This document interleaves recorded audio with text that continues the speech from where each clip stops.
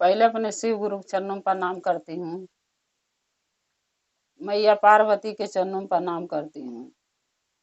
लीलम दीदी हरेंद्र भैया के चरणों में प्रणाम करती हूँ। सभी गुरु भाई गुरु बहन के चरणों में प्रणाम करती हूँ। माता पिता के चरणों में प्रणाम करती हूँ। मेरा प्रणाम स्वीकार कीजिए। गुरु भाई गुरु बहना, एक कथा सुनाने जा रही हूँ। कृपा करके कथा के ध्यान से सुनिएगा। ध्यान से सुनने से ज्ञान मिलता है। आधी अधूरी कथा नहीं सुनना चाहिए, क्योंकि इससे गुरु अपमान होता है। पूरा कथा सुनने से कथा के रहस्य के बारे में पता चलता है, कथा की सच्चाई के बारे में पता चलता है, उससे ज्ञान मिलता है। इसलिए कथा के पूरा सुनना चाहिए। एक गांव में एक हरिजन रहते थे। वो हरिजन के मियाँ बीवी दोनों थे और उनके एक बेटा था। काफी दिन पर लड़का हुआ था। शादी के 10 साल के बाद पैदा हुआ। जब वो लड़का जन्म लिया तो लोग बहुत खुश हुए। किसी को जब औलाद होता है तो सभी खुश होते हैं। वैसे वो भी दोनों मियाँ बीवी हरिजन जो थे खुश हुए। जब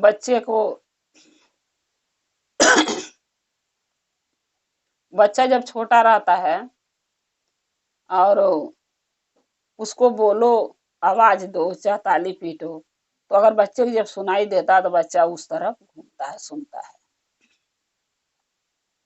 लेकिन वो जो बच्चा था, ये लोग आवाज देते थे, बोलते थे उससे, चाहे ताली बजाते थे, तो वो नहीं ताकता था। फिर ये लोग डॉक्टर के पास ले गए उस बच्चे को। डॉक्टर ने बोला, बच्चा आपके कान से बहरा है, इसलिए नहीं ताकता है जब आप आवाज देते हैं। तो बहुत लोग दुखी हुए, दोनों मियाँ बीवी हरिजन। तो वो जो लड़का था उसका नाम भोला रख दिए सब। लड़के का नाम लोग भोला रख दिए। लेकिन दुखी बहुत इसलिए थे कि क्या बड़ा होगा तो ऐसे ही रहेगा ये। तो डॉक्टर से पूछे तो डॉक्टर बोला कि ये बड़ा होगा तो इसकी थोड़ी थोड़ी सुनाई जो है आने लगेगा कान से। अभी नहीं उतना महसूस कर पा रहा, लेकिन जब बड़ा हो जाएगा, जैसे जैसे बढ़ेगा वैसे वैसे इसके कान से ज्यादा तो नहीं लेकिन कुछ सुनाई देगा। बिल्कुल ये नहीं होगा कि नहीं सुनेगा, थोड़ा कम सुनेगा। सब सोचे चलो किस्मत में जो था महादेव दिए। और मियाँ बीवी दोनों महादेव का शिष्य और शिष्या थे, हरिजन जो थे। और ये बच्चे के भी नाम का घोषणा करा के इसको शिष्य बना दिए शिव के। जैसे जैसे वो बच्चा बड़ा हुआ थोड़ा थोड़ा सुनने लगा। जब वो स्कूल जाता था तो स्कूल में बच्चे उसको चिढ़ाते थे, बहरा आ गया, बहरा आ गया। कुछ भी बोलते थे तो उसको साफ सुनता तो था नहीं। बच्चे कुछ बोलते थे और कुछ सुन के उनसे लड़ता था। अब कोई बोलेगा खाना खा लो, कोई कहेगा नहीं मैं पानी नहीं पीऊंगा, तो मनई सुन के तो हंसेगा ना कि तो बहरा, सुनाई नहीं दे रहा है। तो उस बच्चे को मजाक बना बना के बच्चे उसका मजाक उड़ाते थे और हंसते थे। वो बच्चा क्या कर सकता है जब उसको उतने ही महादेव उसको कान में आवाज दिए हैं, तो कर क्या सकता है। फिर जब धीरे धीरे बच्चा बड़ा हुआ तो जो उसके दोस्त थे 4 जो इसके क्लास में पढ़ते थे, वो ज्यादा उसको तंग करते थे।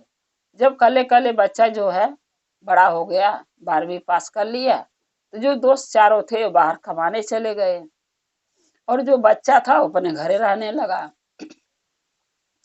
क्योंकि जो हरिजन थे वो दोनों मियाँ बीवी इसलिए अपने बच्चे कहीं नहीं भेजते थे कि बच्चा मेरा कम सुनता है, कहीं कंपनी में काम कैसे करेगा, इससे अच्छा अपने घरे रहे, जो खेती गृहस्थी है उसी में कमाएंगे और खाएंगे। तो वो चारों लड़के जब बाहर चले गए, वो जो भोला था उसका दोस्त हरिजन के बेटा का, तो भोला अकेला पड़ गया, घरे रहने लगा। तो चारों लड़के जब बाहर चले गए तो चारों लड़के आपस में विचार किए कि यार भोला को लाए होते तो कुछ नहीं तो उससे उसके साथ रह के टाइम पास हो जाता, काम पर लगा देते कंपनी में, किताब वाली कंपनी में चारों काम लगे करने। बाहर में। सोचे इसमें लगा देता तो हमारा टाइम पास होता है। उससे हंसी मजाक करते, बहर है कम सुनता है, तो उससे हंसी मजाक करके अपना टाइम पास कर लेते। तो चारों विचार किए कि अब जब गांव चलेंगे तो उसको साथ ले आएंगे और अपने साथ काम पर लगा देंगे। गए सब गांव, फिर उसके घर गए, जो भोला था हरजन भाई के घर। बोले चाचा चाची, ये जो भोला है ना, इसको हमारे साथ बाहर भेज दो कमाने के लिए। वो दोनों मियाँ बीवी बोलने लगे, हरजन जो थे बोले कि नहीं बेटा, ये कानों से कम सुनता है, अगर इसको ले जाओगे तो ये क्या कमाएगा। अरे मालिक कुछ बोलेगा, ये कुछ सुनेगा, तो कहाँ से काम कर पाएगा। रहने दो, ये नहीं जाएगा, घरे रहेगा। लेकिन उन लोगों के तो अपना मतलब निकालना था, उसको उससे तंग करना था, मजाक करना था, इसलिए लेके गए। बोले नहीं, मैं ले जा रहा हूँ, काम पर लगा दूंगा, आप चिंता मत करो। जो हरजन थे मियाँ बीवी दोनों, अपने बेटे के भोला के वो चारों दोस्तों के साथ बाहर भेज दिए कमाने के। जब वो लड़के सब लेकर आए भोला के, तो किताब वाली कंपनी में अपने लगे काम पर लगा दिए। काम पर लगा दिए और उसको भोला के बोल दिए कि जो एक कंपनी का मैनेजर है ना, जो तनख्वाह देता है, ये हर महीना पैसा काट के देता है, काम पूरा लेता है लेकिन पूरा पैसा नहीं देता है। अब भोला बोला क्यों नहीं देगा, जब मैं पूरा काम करूंगा तो पैसे भी पूरा लूंगा। तो सब बोले नहीं, पूरा पैसा नहीं देता। बोला बोला कोई बात नहीं, एक महीना करने दो, तब मैं बात करूंगा ना। काम किया और मैनेजर से जाके सब बोल दिए चारों लड़के भोला के बारे में कि भोला कान से कम सुनता है। अगर इससे आपको मजा इससे लेना है, मजाक करना है, इसको चिढ़ाना है, तंग करना है, तो आप इसको 500 रुपये हर महीना कम ही देना तनख्वाह से, ताकि ये आपके पास जाएगा, आपसे बोलेगा, तो आप देखना कितना मजा आता है इससे बात करके। अब जो मैनेजर था वो भी गंवा रहा था एक तरह से कि बस लड़कों के बातें में आके बोला ठीक है। अब क्या किया, जब एक महीना काम किया भोला, तो उसको पैसे जो मैनेजर दिया, 18,000 के नौकरी के, 15,000 के नौकरी को उसको पैसे कह के लगाया था, 15,000 रुपया तुम्हें दूंगा महीने का। जब देना हुआ टाइम तो 14,500 रुपया दिया, 500 रुपया कम दिया। तो भोला पढ़ा लिखा तो था, उसके बुद्धि ज्ञान तो बहुत था, थोड़ा कान से कम सुनता था। लेकिन वो कहते हैं ना कि अगर भगवान किसी को बहरा, चाहे गूंगा, चाहे अंधा, चाहे लंगड़ा बनाते हैं ना, तो उसके पास जो बुद्धि ज्ञान होता है, दिमाग होता है, उसका बहुत तेज देते हैं, ताकि वो समझने की शक्ति उसका कम ना रहे। भोला हिसाब में बड़ा तेज था, जोड़ लिया। गया मैनेजर से बोला कि जब मैं पूरे महीने काम किया हूँ, एक दिन भी छुट्टी नहीं किया, तो आप 500 रुपया क्यों काटे, 14,500 क्यों, 14,500 क्यों दिए। मैनेजर बोला नहीं तेरा इतना बनता। भोला बोला नहीं, मुझे चाहिए 500 रुपया और। मैनेजर बोला ठीक है, लड़ो मत, मैं तुम्हें जोड़ के दे दूंगा। जोड़ा दे दिया, 500 रुपया निकला भोला को मैनेजर। फिर अगले महीने में ऐसे ही किया, सीधा 1,000 रुपया घटा दिया, 14,000 रुपया दिया मैनेजर भोला को तनख्वाह। फिर भोला जाके बोला, तो उसे तो मजा लेना था ना, उन लोगों का मजाक करना था, क्योंकि वो लोग बोलते थे कुछ, वो सुनता था कुछ और उसके बातें सुन के लोग हंसते थे। फिर 1,000 रुपया जब कम दिया, फिर भोला जाके बोला, फिर हिसाब जोड़ के मैनेजर फिर उसको 1,000 रुपया पुराया। ऐसे करते करते 4 महीना उसके साथ ये लोग उसका मजाक बनाते रहे, चारों लड़के मिलके और मैनेजर मिलके। फिर मैनेजर को अपने आप दिमाग में एक बुद्धि आया कि ये लड़का इतना ईमानदार है और हम इसको क्या, चारों लड़कों के चक्कर में, बातों में आके इसका मैं मजाक बना रहा हूँ, इसको तंग कर रहा हूँ, जो मुझे नहीं करना चाहिए। तो मैनेजर जो था उसने सोच लिया कि अगले महीना में इसको 1-2 हजार रुपया बढ़ा के दूंगा मैं तनख्वाह, तब देखूं ये पैसे जब बेसी पाता है तो क्या करता है। मैनेजर क्या किया, 4 महीना के बाद जब 5वां महीना आया तो उसमें 2,000 रुपया बढ़ा के भोला के तनख्वाह दे दिया। भोला खाता में डाल दिया पैसे। जब भोला पैसे गया बैंक में, चढ़वाया पासबुक पर, तो उसमें 17,000 रुपया आया पासबुक पर। भोला बड़ा तंग रह गया, बोला मैनेजर हर महीना तो मेरा 1,500 काट के देता था, इस महीने क्या उसको हो गया कि मुझे 2,000 रुपया बढ़ा के दे दिया। तो हर इंसान के अंदर दो होती है, दो इंसान होता है, दो आत्मा होता है, बुद्धि। एक मन होता है कि सच बोलो, एक मन का कहता है कि नहीं झूठ बोलो। तो वैसे भोला के अंदर दोनों कसमस कसमें चल रहा था।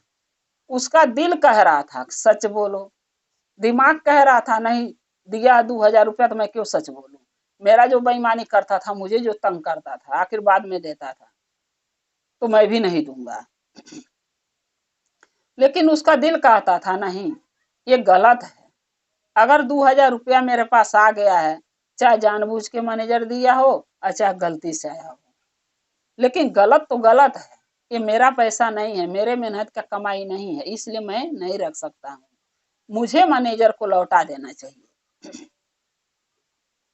भोला मैनेजर के पास एक दिन गया, बोला मैनेजर साहब, आप 2,000 रुपया मुझे बेसी दिए हो सैलरी में, ये क्या चक्कर है, आप हर महीना कम देते थे और ये महीने में जो 2,000 बेसी डाल दिए, ये मैं समझ नहीं पा रहा हूँ, आप ऐसा क्यों किया।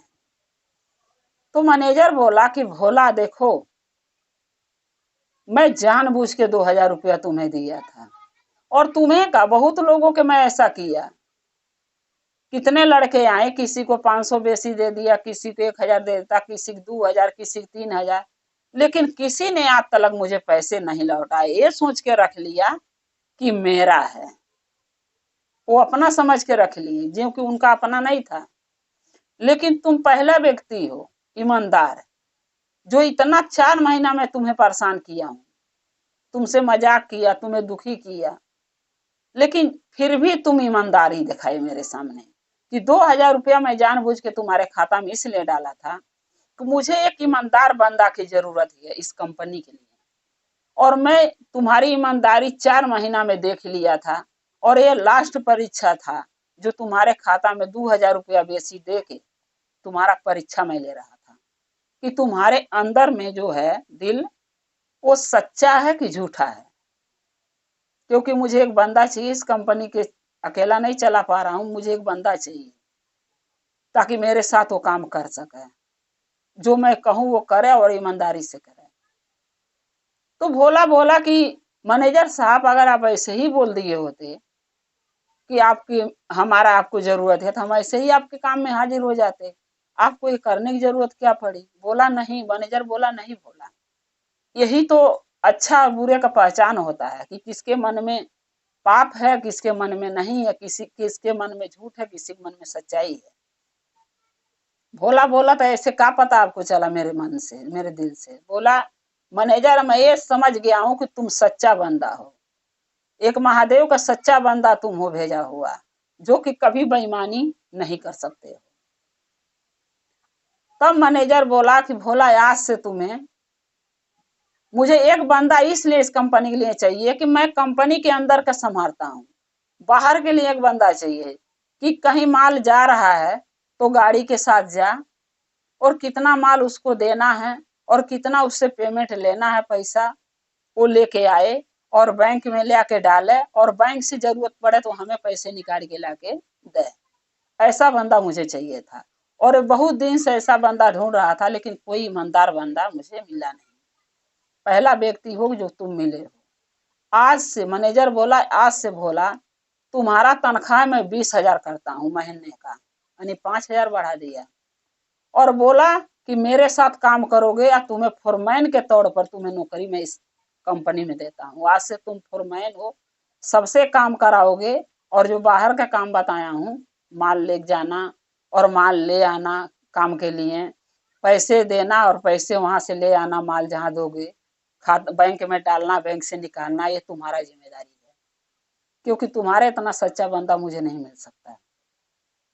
भोला बहुत खुश हुआ, सोचने लगा कि अगर मैं 2,000 रुपया मैनेजर को नहीं बताता, सच नहीं जाके बोलता, तो आज मैं क्या करता। अरे 15,000 तनख्वाह था, 15,000 महीने के जीवन, पता नहीं 2 साल इतने मिलता कि 3 साल इतने तनख्वाह में करना पड़ता, और 2,000 रुपया एक महीना में अगर मैं वैसी ले लेता, तो उससे मेरी जिंदगी तो नहीं बीती, कट जाती ना। अगर मैं सच बोल दिया तो देखो, आज सच बोलने का नतीजा है जो मैं 5,000 रुपया मेरे को तनख्वाह भी बढ़ गई। अब हर महीना मुझे 5,000 रुपया बेसी भी मिलेगा और हमारा ओहदा भी बढ़ गया, फुरमैन बन गया हूं। अब लोगों से हम काम कराएंगे, लोगों हमारे अंडर काम करेंगे। इससे बढ़ के महादेव का दया क्या हो सकती है मेरे लिए। अब देखिए गुरु भाई गुरु बहिना, सच बोला तो कितना बड़ा उसको महादेव इनाम दिलवाए, चाहे किसी भी रूप में मिला उसको इनाम। लेकिन जो भी अच्छा हुआ महादेव की ही कृपा से हुआ। तो इसीलिए कहा जाता है कि अगर कहीं आप काम कर रहे हैं, चाहे वो लेडीज हो चाहे जेंट्स, अगर वो काम आप लोग कर रहे हैं तो कहीं अगर हम आपको बेसी पैसे मिल जा रहा है, चाहे धोखे से हो चाहे कोई जानबूझ के दे, तो उसका लौटा दीजिए। जो हम अपने मेहनत के कमाई में, जो हमारे ईमानदारी कमाई में जो शक्ति है, जो सच्चाई है, जो बढ़ंती है, बरकत है, वो बेईमानी के पैसा में नहीं। इसलिए कभी भी सच बोलिए और सच बोल के कमाइए, चाहे 2 पैसा कम क्यों ना मिले, लेकिन आपको संस बरकत उसी में होगा, लक्ष्मी उसी में आपके बढ़ौता करेगी, बढ़ंती करेगी। अगर आप झूठ बोल के कमाएंगे, किसी की बेईमानी करेंगे, किसी की शैतानी करेंगे, तो आपको बरकत नहीं होगा, आपके घरे लक्ष्मी का वास नहीं होगा। लक्ष्मी भी वहीं जाती हैं जहाँ सच्चाई या ईमानदारी देखती हैं, जहाँ उनका इज्जत ही होता है, जहाँ कदर होता है। ना कि वहां जहाँ कदर ना हो, इज्जत ना हो, जहाँ झूठ लोग बोलते हो, बेईमानी शैतानी करते हो, वहां लक्ष्मी का वास नहीं होता है। और जहाँ लक्ष्मी का वास नहीं होगा जिस घर में, उस घर में दुख और परेशानी और दलिद्रा जो होता, दलिद्र एक इंसान जिसके पास कुछ नहीं रहता, ये कभी खत्म नहीं होता। इसलिए कोशिश कीजिए आप और हम, ताकि सच बोलिए और सच बोल के कमाइए, मेहनत कीजिए, मजूरी कीजिए, जो भी काम कीजिए सच्चाई से और अच्छे दिल से, अच्छे मन से, ताकि हमें आगे चल के ये गलती ना दोहराएं, पाप का भागीदारी ना बने। ईमानदारी से कमाएंगे, उसी में बरकत होगा और उसी में आपको सब खुशियां मिल जाएगी जो आप चाहते हैं। लेकिन बेईमानी से कमाएंगे तो जो आप चाहते हैं वो कभी नहीं हो पाएगा, आप कभी नहीं उस चीज से खुश हो पाएंगे, अपने घर से, परिवार से, अपने धन से। तो सुख शांति खुशियां वहां होती है जहां सच्चाई होता है। मैं यही आपसे हाथ जोड़ के प्रार्थना करती हूँ कि जो मैं कथा में बताई हूँ उसको आप लोग, आशा करती हूँ कि आप लोग समझ गए होंगे और बताए हुए हमारे रास्ते पर आप लोग चलेंगे, ताकि महादेव आप पर दया बनाए रखें। हमारा कथा यहीं समाप्त होता है। अगर मेरा कथा आपको अच्छा लगा तो कमेंट में लिख के भेजिएगा, चैनल को सब्सक्राइब कर लीजिए ताकि मेरी वीडियो आपके पास हमेशा पहुंचती रहे। हमारे आप हमेशा हमारे वीडियो देखें जो नया नया कथा में डालती हूँ, और शिव परिवार से हम और आप ऐसे जुड़े रहें। और जो गुरु भाई गुरु बहना शिव परिवार से नहीं जुड़ी हैं वो भी जुड़ जाएं, महादेव के अपना गुरु बना लें, महादेव के कार्य करें, महादेव का दया पाएं। महादेव हमेशा दया करते हैं, हमेशा दुख हरते हैं। आप लोग का भी दुख हरेंगे, आप लोग पर भी दया करेंगे। हर हर महादेव, घर घर महादेव। महादेव का कृपा आप लोग पर सदा बनी रहे। महादेव शिव गुरु सदा आप लोग के साथ रहें। जय शिव गुरु महादेव। पहले अपने शिव गुरु के चरणों प्रणाम करती हूँ, मैया पार्वती के चरणों प्रणाम करती हूँ, लीलम दीदी हरेंद्र भैया के चरणों प्रणाम करती हूँ, सभी गुरु भाई गुरु बहन के चरणों प्रणाम करती हूँ, माता पिता के चरणों प्रणाम करती हूँ। मेरा प्रणाम स्वीकार कीजिए। गुरु भाई गुरु बहना, आज एक कथा मैं सुनाने जा रही हूँ। कृपा करके कथा के ध्यान से सुनिएगा। ध्यान से सुनने से ज्ञान मिलता है, आधी अधूरी कथा नहीं सुनना चाहिए, क्योंकि शिव गुरु का अपमान होता है।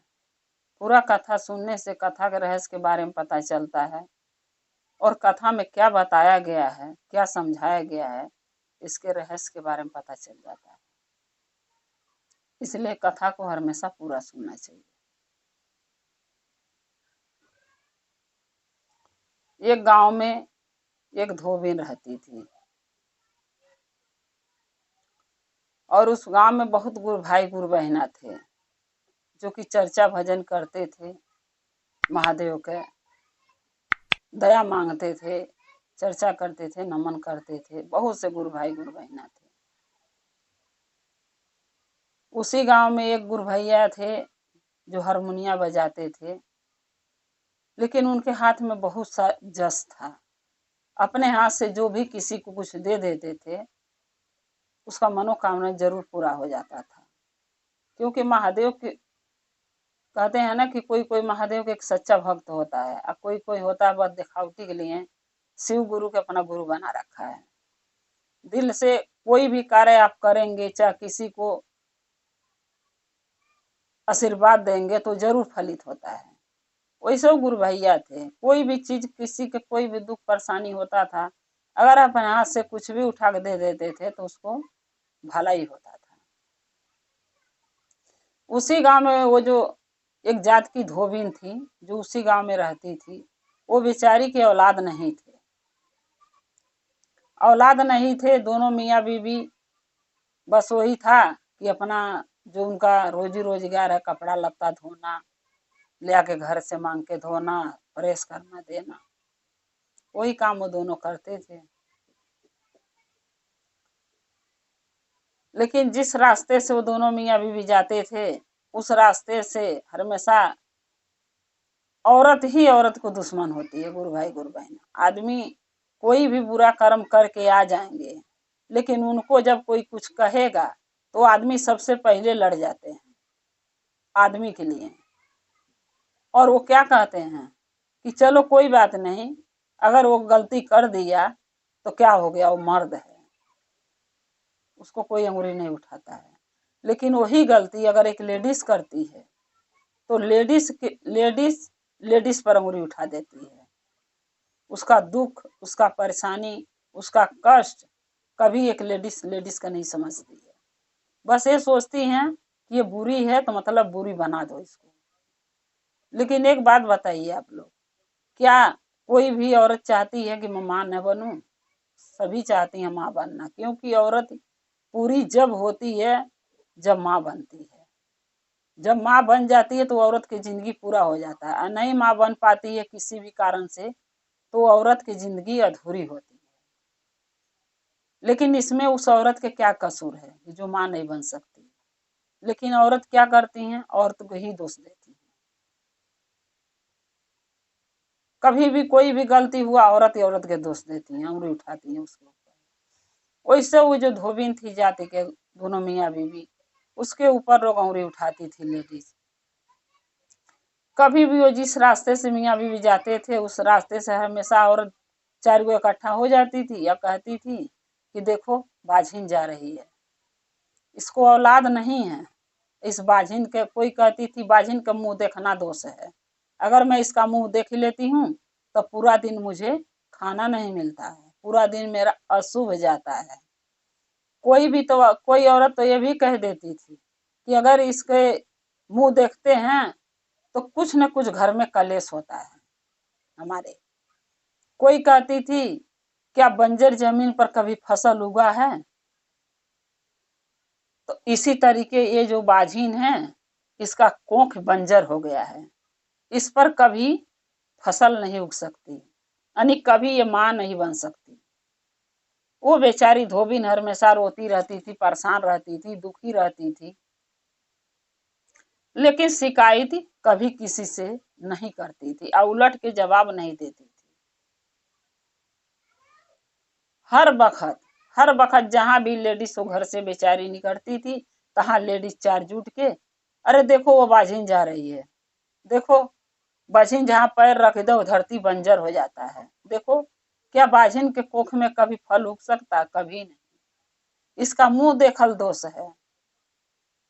सुबह सुबह शकल देख लो तो पूरा दिन खराब हो जाता है। यानी वो बेचारी जो धोबिन थी, उनको क्या क्या नहीं औरतें कहती थी, मियाँ बीवी दोनों के, अरे बाझिन का पति जा रहा, निसंतानिया जा रहा है, इसके संतानें नहीं। लेकिन वो कहते हैं गुरु भाई गुरु बहिना, भगवान के घर में देर है अंधेर नहीं है। देर सही, लेकिन देर सवेर जरूर भगवान महादेव हर इंसान का दुख सुनते हैं, क्योंकि किस्मत से बड़ा कोई नहीं है। अगर किस्मत में लिखा है औलाद तो होगा, नहीं लिखा है वो बात ही अलग है। वो बेचारी बहुत दवाई बहुत इलाज कराई, बहुत डॉक्टर को दिखाई, सोखा ओझा को दिखाई, सब ने यही बोलते थे कि तुम्हारे औलाद नहीं होगा। अब वो बेचारी के जो मियाँ बीवी धोबी या धोबिन थे, दोनों का दिल टूट गया था अंदर से। यानी वो होता है ना कि लोगों का बात सुन सुन के आदमी इतना दुखी हो जाता है कि सोचता है अपने आप को क्या कर लूं, कि न जीवित रहूंगा न ये सब बातें सुनूंगा।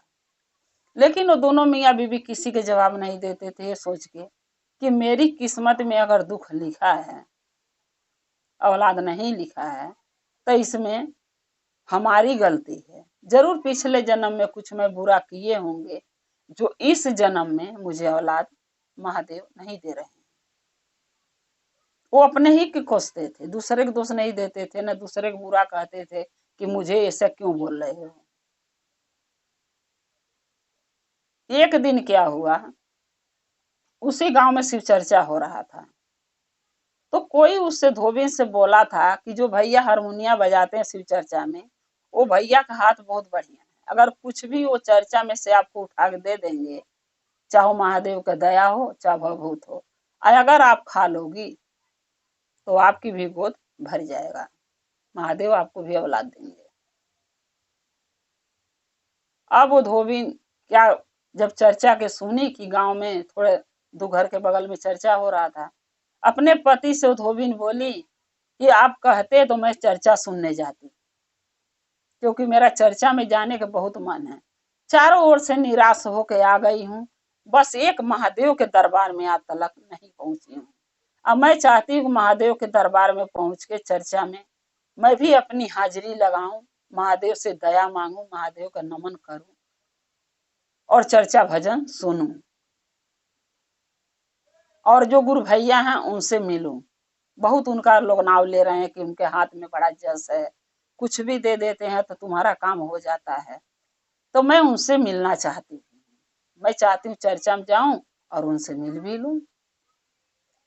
जो धोबी थे, धोबिन का पति, वो बोले कि नहीं, तुम जाओगी, मैं जाने से रोक नहीं रहा हूं तुम्हें, लेकिन जाओगी जब तो वहां पर और लेडीज आदमी मिलेंगे, फिर वो लोग भी तरह तरह का बात तुम्हें कहेंगे, उल्टा सीधा ताना मारेंगे, फिर तुम दुखी होकर रोओगी। अब मैं नहीं चाहता हूं तुम्हें दुख पहुंचे, वो धोबी अपने पत्नी से बोले। फिर धोबिन बोली कि नहीं, आज तक कितना लोग मुझे बोले, कभी किसी को मैं जवाब दी हूँ, कभी किसी से लड़ी हूँ नहीं। मेरे को लड़ने से चाहे जवाब देने से कोई फायदा नहीं है, क्योंकि जिंदगी भविष्य हमारा खराब है, नसीब हमारा खराब है, तो मैं दूसरे के दोष क्यों दूं, दूसरे गलतियां क्यों दूं। लोग कहते हैं तो कहने दो, अगर मुझे औलाद महादेव नहीं दिए, भगवान नहीं दिए, तब न लोग ताना मारता है, तो क्या कर सकती, मारने दो। वो लोगों का काम है बोलना और मेरा काम है सुनना, जो मैं सुन रही हूँ। तो धोबी बोले अपनी पत्नी के, ठीक है जाओ, जब तुम नहीं मानती हो तो जाओ, लेकिन कोई कुछ बोलेगा तो बोलना नहीं, क्योंकि हमारे नसीब का कमी है, नसीब हमारा खराब है, तो हम दूसरे से लड़के कोई फायदा नहीं हमसे, जो बोलेगा सुन लेना, पटाई लाना। धोबिन बोली ठीक है। चर्चा में धोबिन गई, बेचारी बाहर से बैठ के चर्चा सुनी, अंदर नहीं गई, किसी से ये भी नहीं बोली कि मुझे अंदर आने दो, ये सोच के कि लोग अभी बातें बनाएंगे, उल्टा सीधा बोलेंगे, तो क्यों मैं बोलूं।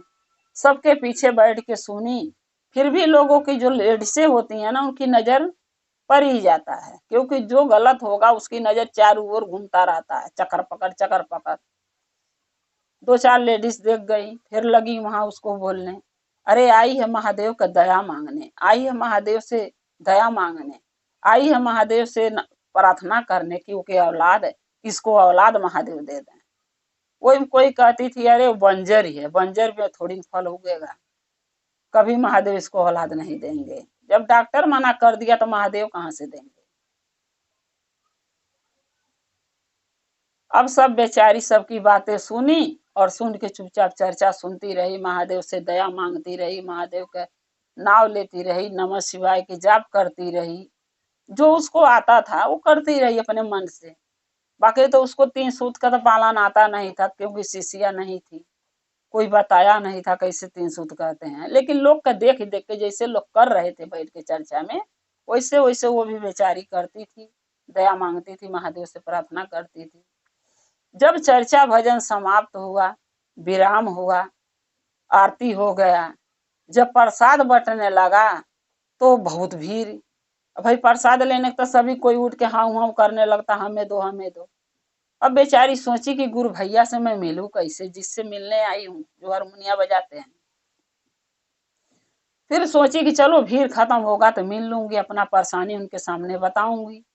जब भीड़ खत्म हुआ, प्रसाद ले लेके लोग अपने घर चल गए, थोड़े बहुत लोग बच गए। तब बेचारी गई उनके पास, गुरु भैया के लगे, जो गुरु भाई गुरु बहिना थे उनके पास गई। बोली आप लोगों से मैं कुछ विनती करना चाहती हूँ, मेरी विनती सुन लीजिए।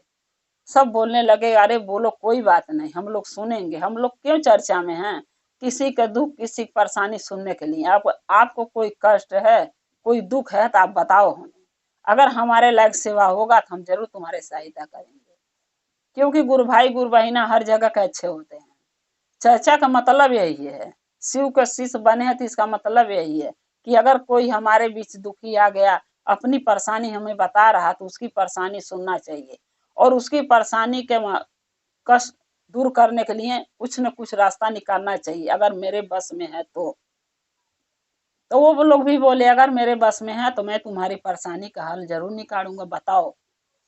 तब वो बोली धोबिन बेचारी कि देखिए ना, मैं डॉक्टर को दिखाई, दवाई कराई, इलाज कराई, सोखा ओझा सबको दिखा ली, सभी यही कहते हैं तुम्हारे नसीब में औलाद नहीं।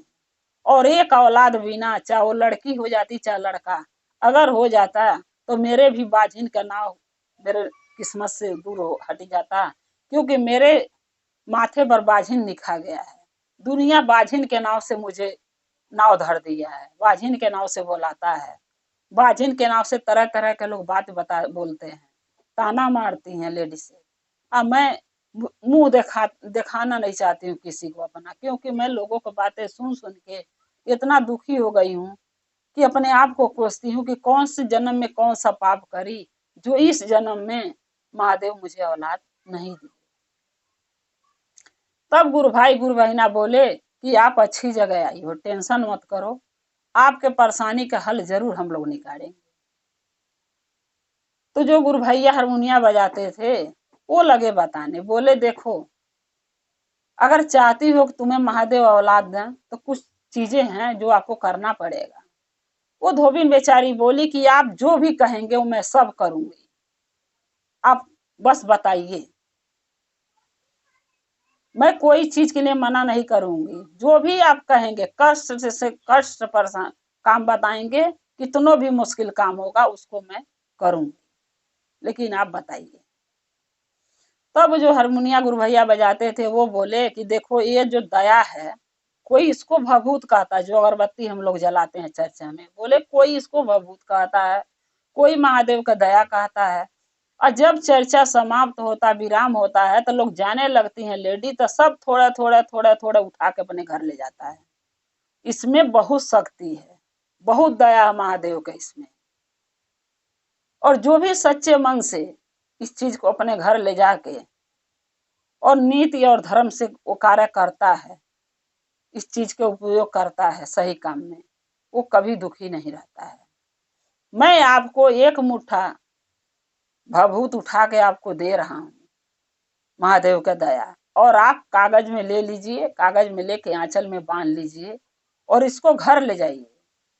मियाँ बीवी दोनों सुबह उठ के नहा धो के मंदिर जाना और महादेव का पूजा करना, जो महादेव का मंदिर हो, एक लोटा जल शिवलिंग पर चढ़ा देना, महादेव का पूजा करना, भोग लगा देना, आरती कर लेना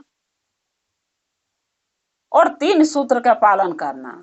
तब वो धोबिन बोली कि गुरु भैया हम तो जो है कि गुरु बहना नहीं बने हैं, महादेव का शिष्य नहीं बने हैं, तो कैसे कर सकते हैं। बोले कोई बात नहीं, तुम 3 सूत्र का पालन करना सुबह शाम, पहला में दया, दूसरा में चर्चा, तीसरा में नमन करना।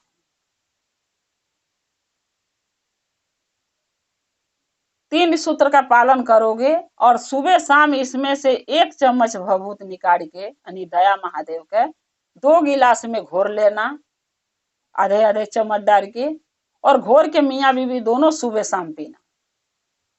रोज सुबह नहा धो के काम करना है और सुबह शाम 3 सूत्र का पालन करना है। जब वो करने लगी, ले गई, बोली ठीक है। और गुरु भैया ये भी बोले थे कि जब 1 महीना बीत जाएगा ना तो आपको जरूर पता चल जाएगा कि आप माँ बनने वाली हो, क्योंकि मुझे महादेव पर पूरा भरोसा है कि 1 महीने के बाद आपको औलाद की प्राप्ति जरूर होगा। तब वो धोबिन बेचारी बोली ठीक है। महादेव के दया ले गई, आंचल में बांध के घरे लेके गई। उसके पति बोले क्या हुआ? बोली सब ठीक है, कुछ गुरु भैया लोग हमें उपाय बताए हैं जो उसको करना है आपको हमें, और 1 महीने के अंदर बाद हमको औलाद महादेव जरूर खुशियां बताए, पता चल जाएगी।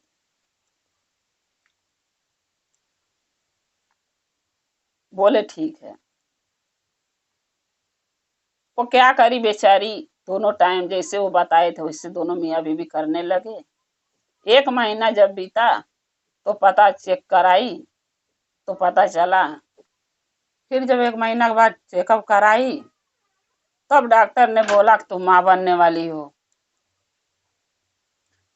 उसके बाद वो बहुत खुश हुई दोनों मियाँ बीवी कि चलो महादेव मेरी भी प्रार्थना, मेरी भी विनती सुन लिए। उसके बाद जाके वो गुरु भाई गुरु बहना से लोग से बताई कि डॉक्टर ने चेकअप कराई हूँ तो बोले हम माँ बनने वाली हो। तब वो गुरु भैया बोले कि ठीक है, जब 8 महीने के बाद 9वां महीने में तुम्हें औलाद हो जाएगा तब अपने घर एक शिव चर्चा रखना और सब गुरु भाई गुरु बहना के बुलाना और उनको चाय पानी नाश्ता जो तुम्हारे सपरेगा वो करवा देना। बोली ठीक है। 8 महीने के बाद 9वां महीने में उसको एक लड़का हुआ, महादेव दिए। और जो भी गुरु भाई गुरु बहना उसको ताना बोली मारे थे लोग, दीदी बहन, उनके घरे भी उसने मिठाई भेजवाई और अपने पति के द्वारा। बोली हम तो छोटा बच्चा छोड़ के नहीं जा पा रही हूँ, आप जाइए और सबके, कोई भी गांव में एक घर भी ना छूटे, सबको देना और सबको बता देना इस दिन को हमारे घर शिव चर्चा है और सबको आना है, निमंत्रण है शिव चर्चा में। अब जब जो जो लोग ताना मारी थी और जिसके जिसके वो घर जाते थे प्रसाद देने मिठाई, वो सब यही सर झुका के कहती थी भैया मुझसे गलती हो गई, मुझे माफ कर दो। अब कोई चाची लगती थी, कोई भाभी लगती थी, कोई बहन लगती थी, वो यही बोलते थे कि दीदी भैया बहन चाची भाभी कोई बात नहीं, जो आप लोग कहे अच्छे किए। अगर आप लोग हमें बार बार ताना मार मार के हमें, हमारे बीवी को इतना परेशान नहीं करते तो मेरी बीवी चर्चा में नहीं जाती, और न चर्चा में जाती न गुरु भैया से मिलती, न गुरु भैया उसके रास्ता बताते, मार्ग अच्छा बताते, या न हम माँ बाप बन पाते। आप लोग जो भी किए अच्छे किए, इसमें हम कभी आप लोग की गलती नहीं देंगे, आप लोग की कोई गलती नहीं है, जो भी होता है अच्छे के लिए होता है, लेकिन चर्चा में आना जरूर। सबको चर्चा में बुलाए, खूब खुशी से चर्चा करवाई बेचारी धोबिन, और अपना मियाँ बीवी और लड़का के नाम का घोषणा करा दी। और तीनों माँ, अरे मियाँ बीवी और बच्चा तीनों शिव के शिष्य और शिष्या बन गए और महादेव के उसी दिन से चर्चा भजन 3 सूत्र का पालन करने लगी और हंसी खुशी मियाँ बीवी और वो बच्चे के साथ रहने लगे। उनकी भी खुशियां महादेव लौटा दी। इसीलिए कहा जाता गुरु भाई गुरु बहना, जरूरी नहीं है कि हम किसी को ताना मार रहे हैं तो उसके नसीब खराब है, नहीं। अगर नसीब में लिखा है औलाद हो चाहे धन हो, चाहे घर हो चाहे गाड़ी बंगला हो, तो जरूर होगा। हाँ थोड़ा टाइम लगता है, जो किसी को जल्दी हो जाता है, सब चीजें मिल जाती हैं खुशियां, किसी को टाइम लगता है खुशियां पाने में। लेकिन ये जरूरी नहीं है किसी के ताना मारो, उल्टा सीधा बोलो, किसी का दिल दुखाओ, ये कहाँ की इंसाफ है। इसलिए कभी ऐसा किसी के साथ बुरा व्यवहार नहीं करना चाहिए। अगर एक हमारा कथा यही समाप्त होता। अगर ये मेरा कथा आपको अच्छा लगा तो कमेंट में लिख के भेजिएगा। चैनल को सब्सक्राइब कर लीजिएगा। और इसी तरीके आप और हम शिव परिवार होकर एक दूसरे से जुड़े रहें, हमारा रिश्ता व्यवहार बना रहे। हर हर महादेव, घर घर महादेव। महादेव का दया सदा आप लोग पर बना रहे। महादेव सदा आप लोग के साथ रहें। जय शिव गुरु महादेव।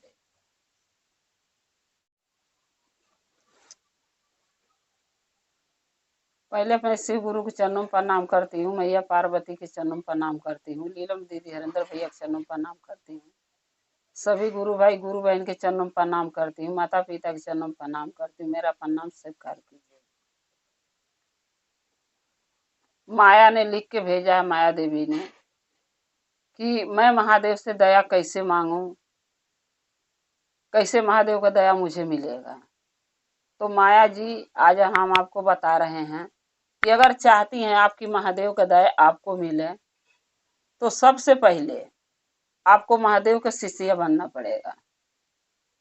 महादेव के जब आप शिष्य बन जाएंगी, बनने के बाद जब आपका नाम का घोषणा हो जाए, महादेव का शिष्य बन जाएंगी, बनने के बाद 3 सूत्र मैं आपको बता रही हूँ, उसका पालन करना पड़ेगा। जब वो 3 सूत्र आप सुबह शाम अपने दिल से, अपने मन से, सच्चे दिल से आप करेंगी, तो आपके पास महादेव का दया अपने आप आना चालू हो जाएगा। अगर वो तरह आप दया चाहती हैं महादेव का मिले, तो जितना शिष्य बनने के बाद दया पाएंगी, उतना वो तरह दया महादेव का नहीं मिल पाएगी। एक होता है ना, जब हम आप किसी के गुरु बनाते हैं, गुरु बनाने का मतलब क्या है कि हमने गुरु बना लिया, तभी तो हम दान करेंगे तो हमें मिलेगा। अगर हम गुरु नहीं बनाए हैं तो हमें मिलेगा क्या? हम चर्चा करें, भजन करें, दान पुण्य करें, कुछ नहीं मिलेगा। अगर हम चाहते हैं हमके दया मिले, हमें भक्ति मिले महादेव का, तो सबसे पहले महादेव को अपना गुरु बनाना पड़ेगा। नाव का घोषणा करा के शिष्य बनना पड़ेगा। आप शिव महादेव के शिष्य बन जाइए, नाव का घोषणा करा लीजिए और 3 सूत्र का पालन कीजिए। हरिंदर भैया के माध्यम से जो 3 सूत्र मिला है उसका पालन कीजिए। सुबह उठिए, जरूरी नहीं है नहा धो के करना। सुबह उठिए, बिछौना पर से आदमी सो के उठ के बैठता है बिस्तर पे, तुरंत बैठ के महादेव से दया मांगिए। और शाम को सोने से पहले, जब आप सोने जा रही हैं बिस्तर पर रात में, तब आपको दया मांगना पड़ेगा। जो मैं बताने जा रही हूँ कि आप दया कैसे मांगेंगे। पहला में कहना है सुबह और शाम दोनों टाइम, एक सुबह सो के उठे तब, और एक शाम को सोने से पहले बिस्तर पर, कि हे शिव गुरु, आप मेरे गुरु हैं, मैं आपकी शिष्या हूँ, मुझ शिष्या पर दया कर दो। हे शिव गुरु, आप मेरे गुरु हैं, मैं आपकी शिष्या हूँ, मुझ शिष्या पर दया कर दो। हे शिव गुरु, आप मेरे गुरु हैं, मैं आपकी शिष्या हूँ, मुझ शिष्या पर दया कर दो। दया आपको ऐसे मांगनी पड़ेगी माया जी। और नमन, अरे चर्चा है बोल बतिया के करना है। दीदी बहनी मिल जाए तो, अनाई तो अपने मन से भी कह सकती हैं कि पहले में दया, दूसरा में चर्चा, तीसरा में नमन करना। दया जैसे बोली वैसा करना है। नमन चर्चा करना है कि हे शिव गुरु, हे दीदी, ये बहनी, हे भैया, हमने शिव गुरु के अपना गुरु बनाई है, आप भी बना लो। आप भी शिव का शिष्य और शिष्या बन जाइए, आप भी गुरु बना लीजिए। शिव गुरु बहुत दयालु हैं, हम पे दया किए हैं, आप पर भी करेंगे। चर्चा ऐसे बोल बतिया के कर लीजिए, चाहे अकेले में ऐसे बोल के कर लेना जैसे मैं आपको अभी बता रही हूँ। नमन करना है 108 बार, रुद्राक्ष के माला पे, अंगुरी के गांठ पे। रुद्राक्ष के जो माला होता है 108 दाना होना चाहिए, 108 दाना का रुद्राक्ष होना चाहिए, इससे न कम न बेसी। उसको इस अंगुरी के बीच में करके नमः शिवाय करना है। अगर माला आपके पास नहीं है तो अंगुरी के गांठ पर करिए, नमः शिवाय नमः शिवाय नमः शिवाय नमः शिवाय नमः शिवाय नमः शिवाय नमः शिवाय नमः शिवाय नमः शिवाय नमः शिवाय। ये 10 हो गया, एक बेर आप आई हैं। और फिर यहाँ से जब ऐसे जाएंगी और यहाँ से ऐसे आएंगी तो ये 20 हो जाएगा। 5 बार करेंगी तो आपका नमः शिवाय के जाप 100 बार हो जाएगा। जब 8 बार जो करना है इसको छोड़ दीजिए, यहाँ से उठाइए, नमः शिवाय नमः शिवाय नमः शिवाय नमः शिवाय। 4 हो गया, नमः शिवाय नमः शिवाय नमः शिवाय, यहाँ आएगा 4, 8 हो गया। जब आप शुरू करेंगी तो यहाँ से ऐसे जाएंगी, ऐसे आएंगी, और यहाँ से ऐसे जाके ऐसे आके फिर ऐसे जाना, यानी ये दोनों जो है बीच वाली नहीं छूना, इस पर नहीं करना।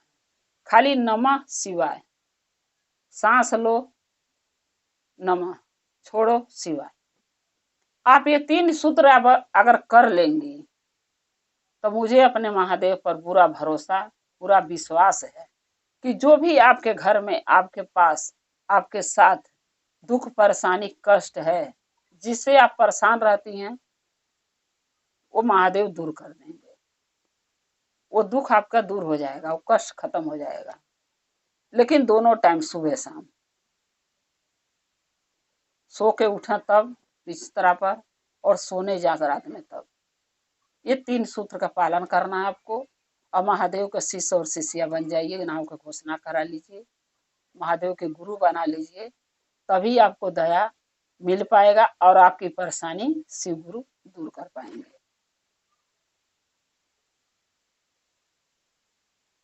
तो माया जी, आपको मैं समझा दी हूँ। आप हमारे वीडियो अगर देखती हैं तो इस चीज़ का ध्यान रखिए। अगर आप चाहती हैं आपका दुख खत्म हो जाए तो ये कार्य करना पड़ेगा जो मैं आपको बताई 3 सूत्र के बारे में। आप इस बात का ध्यान रखिएगा। अब मैं एक कथा सुनाने जा रही हूँ, कृपा करके गुरु भाई गुरु बहना ध्यान से सुनिएगा। कथा को पूरा सुनना, आधी अधूरी कथा नहीं सुनना चाहिए, क्योंकि शिव गुरु का अपमान होता है।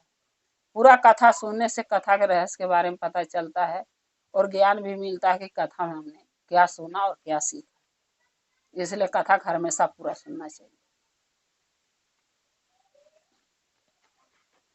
एक गांव में एक राजा रहते थे। वो जो राजा थे बहुत धर्मात्मा थे, और उनके एक बेटा था और एक बीवी थी। 3 परिवार थे उनके, यानी मियाँ बीवी राजा रानी और एक लड़का। उनके पास एक मंत्री रहता था, जिसे हर राजा के पास मंत्री रहते थे ना पहले के जमाने में, जो उनको सलाह देते थे, उनको बताते थे कि राजा ऐसे करिए, ऐसे करिए, ये फायदा होगा करेंगे तो, नुकसान होगा करेंगे तो ऐसे वो मंत्री उनके पास राजा के रहता था। अगर मंत्री में एक ही था बात, जो गांव में अगर कोई बुरा काम होता था तो कहता था, ये नहीं कहता था बहुत बुरा हुआ, वो यही कहता था महादेव की बहुत बड़ी दया है, महादेव दया किए उसके ऊपर। ये बोलता था महादेव बहुत बड़ा दया किए, चाहे वो अच्छा काम हो चाहे बुरा काम हो, यही बात उसके मुख से निकलता था। गांव वाले भी लोग परेशान होते थे सुन सुन के। राजा भी सोचते थे कि जब ये अच्छा काम होता है तो भी कहता महादेव को बहुत बड़ी कृपा हुआ, दया हुआ, और बुरा काम होता तो भी यही बात कहता है। ऐसा क्यों कहता है मंत्री? एक दिन क्या हुआ कि राजा का बेटा मर गया, एक ही बेटा था, वो मर गया। तो भी वो मंत्री क्या बोला, महादेव का बहुत बड़ी कृपा हुआ। लेकिन ये बात कोई समझ नहीं पाता था। राजा को सुने, राजा को बहुत दुख हुआ। राजा सोचे कि मेरी मंत्री है, मेरे हवेली में रहता है, मेरे राजमहल में रहता है, मेरा नमक खाता है, मेरे ही घर में रहता है, और मेरा बेटा मर गया तो कह रहा महादेव का बहुत बड़ा कृपा हुआ उसके ऊपर। राजा बहुत गुस्सा हुए, लेकिन अपना गुस्सा को शांत कर लिए। सोचे जाने दो, इंसान से ही गलतियां होती है, इससे भी हो गया। एक रोज क्या हुआ कि राजा की बीवी मर गई, रानी। तो भी मंत्री यही बात बोला कि महादेव को बहुत बड़ा कृपा हुआ, दया हुआ। फिर राजा सुन, राजा को गुस्सा आया कि मंत्री पागल हो गया है, हमारे साथ बुरा हो रहा है लेकिन इसको कोई फर्क नहीं पड़ रहा, हमेशा कहता बहुत बड़ा कृपा हुआ महादेव का, बहुत बड़ा दया हुआ, ऐसा क्यों बोलता है? फिर राजा ने अपना गुस्सा को शांत कर लिया और उसको कुछ नहीं बोले। फिर कुछ दिन के बाद राजा एक तलवार दिए थे लोहार की, यहाँ पीट के बनाने के। वो तलवार नया बन के आ गया। राजा ने तलवार को चेक कर रहा था, इसमें धार है सही से कि नहीं। राजा की अंगुली कट गई। जब राजा की अंगुली कट गई तब वो मंत्री क्या बोला, महादेव का बहुत बड़ा कृपा हुआ। तब राजा फिर गुस्सा हुए, बोले मंत्री सच में पागल हो गया, इसको अपने राज्य में रहने देने लायक नहीं है, क्योंकि इसको अच्छा बुरा की तो पहचान ही नहीं है। बुरा हो तो भी कहता महादेव को बहुत बड़ा दया हुआ, और अच्छा होता तो भी कहता महादेव को बहुत बड़ा कृपा हुआ। राजा ने गुस्से में आके मंत्री के अपने राज्य से निकाल दिया। राजा बोले मंत्री के, मंत्री तुम मेरे राज्य में नहीं रहोगे, आज के दिन से हमारा राज्य छोड़ के जाना पड़ेगा। इतना दूर चले जाओ कि कभी मुझे भूल के दिखाई मत देना, नहीं तो अपने आप को मैं रोक नहीं पाऊंगा तुम्हें दंड देने से। मंत्री क्या बोला, महादेव को बहुत बड़ा कृपा हुआ। फिर मंत्री यही बात बोला। राजा सोचने लगे कि इसको मैं जॉब से निकाल दिया, काम से निकाल दिया, अपने राज्य से निकाल दिया, लेकिन ये बात ये क्यों बोलता है बार बार, महादेव को बहुत बड़ा कृपा हुआ, दया हुआ, क्यों बोलता है। मंत्री ये बात बोल के चला गया और राजा अपने घर। कुछ दिन के बाद राजा ने सोचा चलो आज शिकार करने जाते हैं। राजा शिकार करने जंगल में जब गए अपने सैनिकों के साथ, राजा इतना दूर निकल गए, हिरन एक दिखा जंगल में। जंगल में हिरन को मारने के लिए राजा इतना दूर चले गए कि अपने सैनिक से दूर हो गए, राजा अकेला बच गया। जब दूर चले गए घने जंगल में बीचों बीच, तो न सैनिक दिखे पीछे और न हिरन इनको मिला राजा को, न हिरन को मार पाए। अब राजा सोचे कि अब घर लौट चलते, हिरन तो भाग गया। तौले कुछ डाकू चोर क्या किए, राजा को बंदी बना लिए पकड़ के।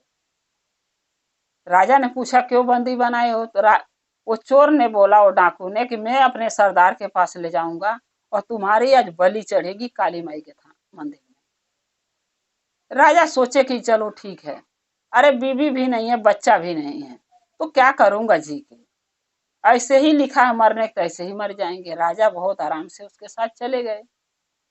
जब वो चोर वो डाकू ले गया अपने सरदार के पास, यानी डाकू जो बड़ा था उसके पास, तो हाँ वो डाकू के पुरोहित मिले जो उसके डाकू के साथ रहते थे, जिसको पुरोहित कोई कहता, कोई पंडित कहता है।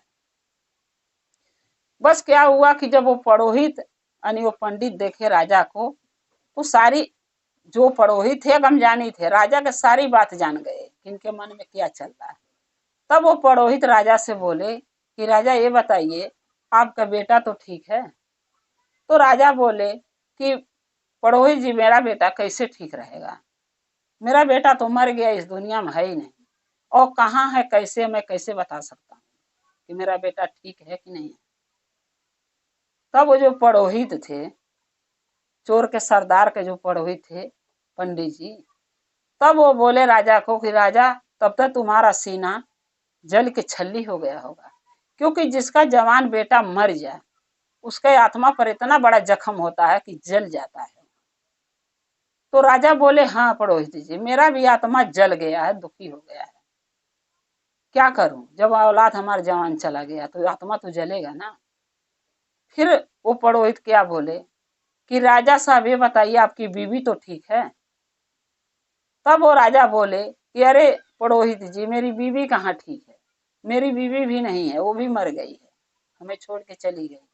अब न पता गई है भगवान के दरबार में महादेव के कैसे है कैसे नहीं, ये मैं कैसे बताऊं, मैं अकेला हूं, न मेरे बीवी है न बच्चा है, दोनों मर गए।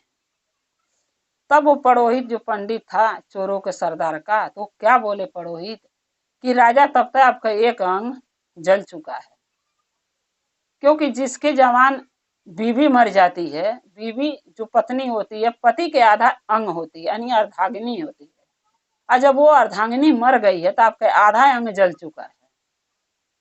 तो राजा बोले हाँ आप ठीक कह रहे हैं पुरोहित जी, मेरा आधा अंग सच में जल गया है।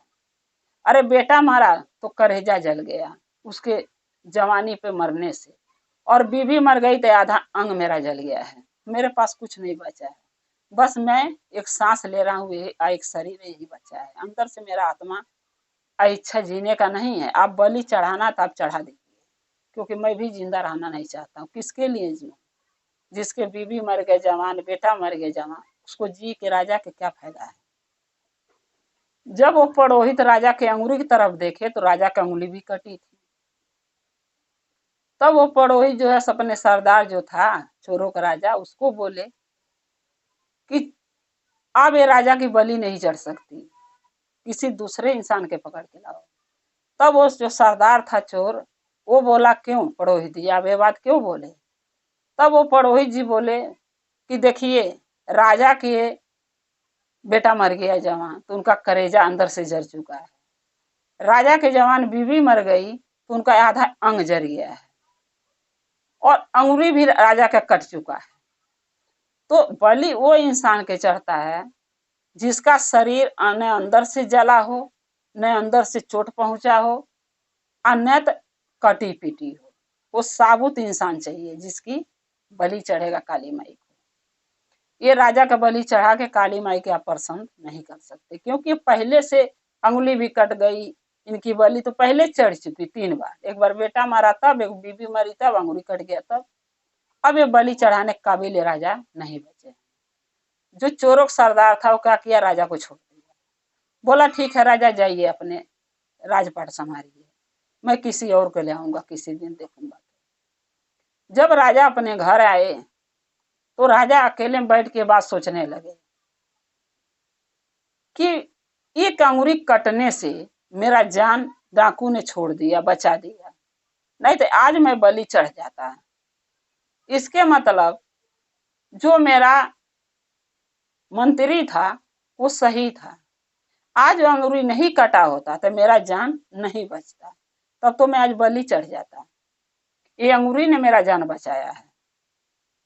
तब राजा को अपनी गलती पर जब पछतावा हुआ तब सैनिकों के भेजे, बोले जहां भी मंत्री हैं उनको ले आओ खोज के।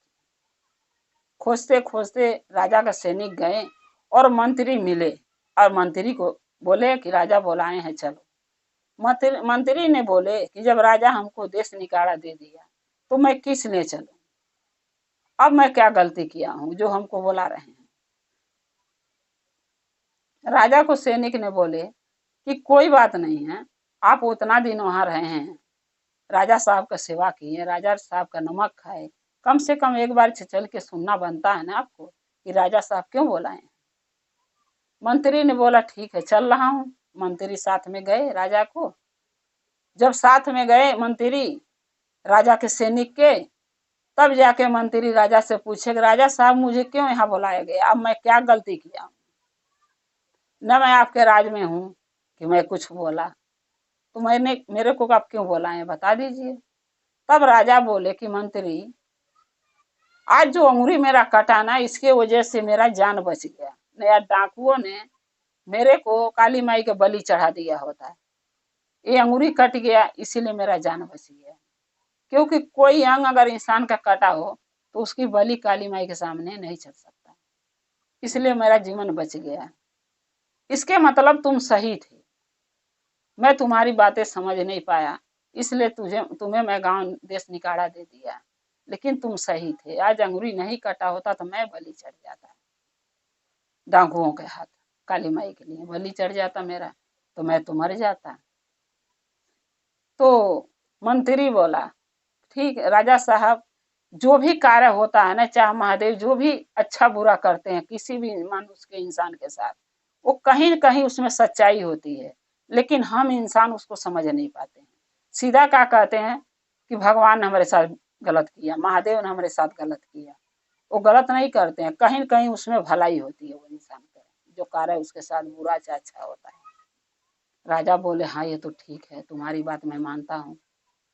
फिर राजा उस मंत्री से पूछे कि मंत्री जी ये बताओ, अंगुली कट गया उसकी वजह से मेरा जान बच गया, वो मैं मानता हूँ, लेकिन जब तुम्हें मैं घर से निकाल रहा था अपने राज से, तब तुम क्यों बोले ये बात कि मेरे साथ महादेव जो भी किए अच्छा किए, महादेव का बहुत बड़ा दया हुआ, कृपा हुआ महादेव का, क्यों ये बात बोले?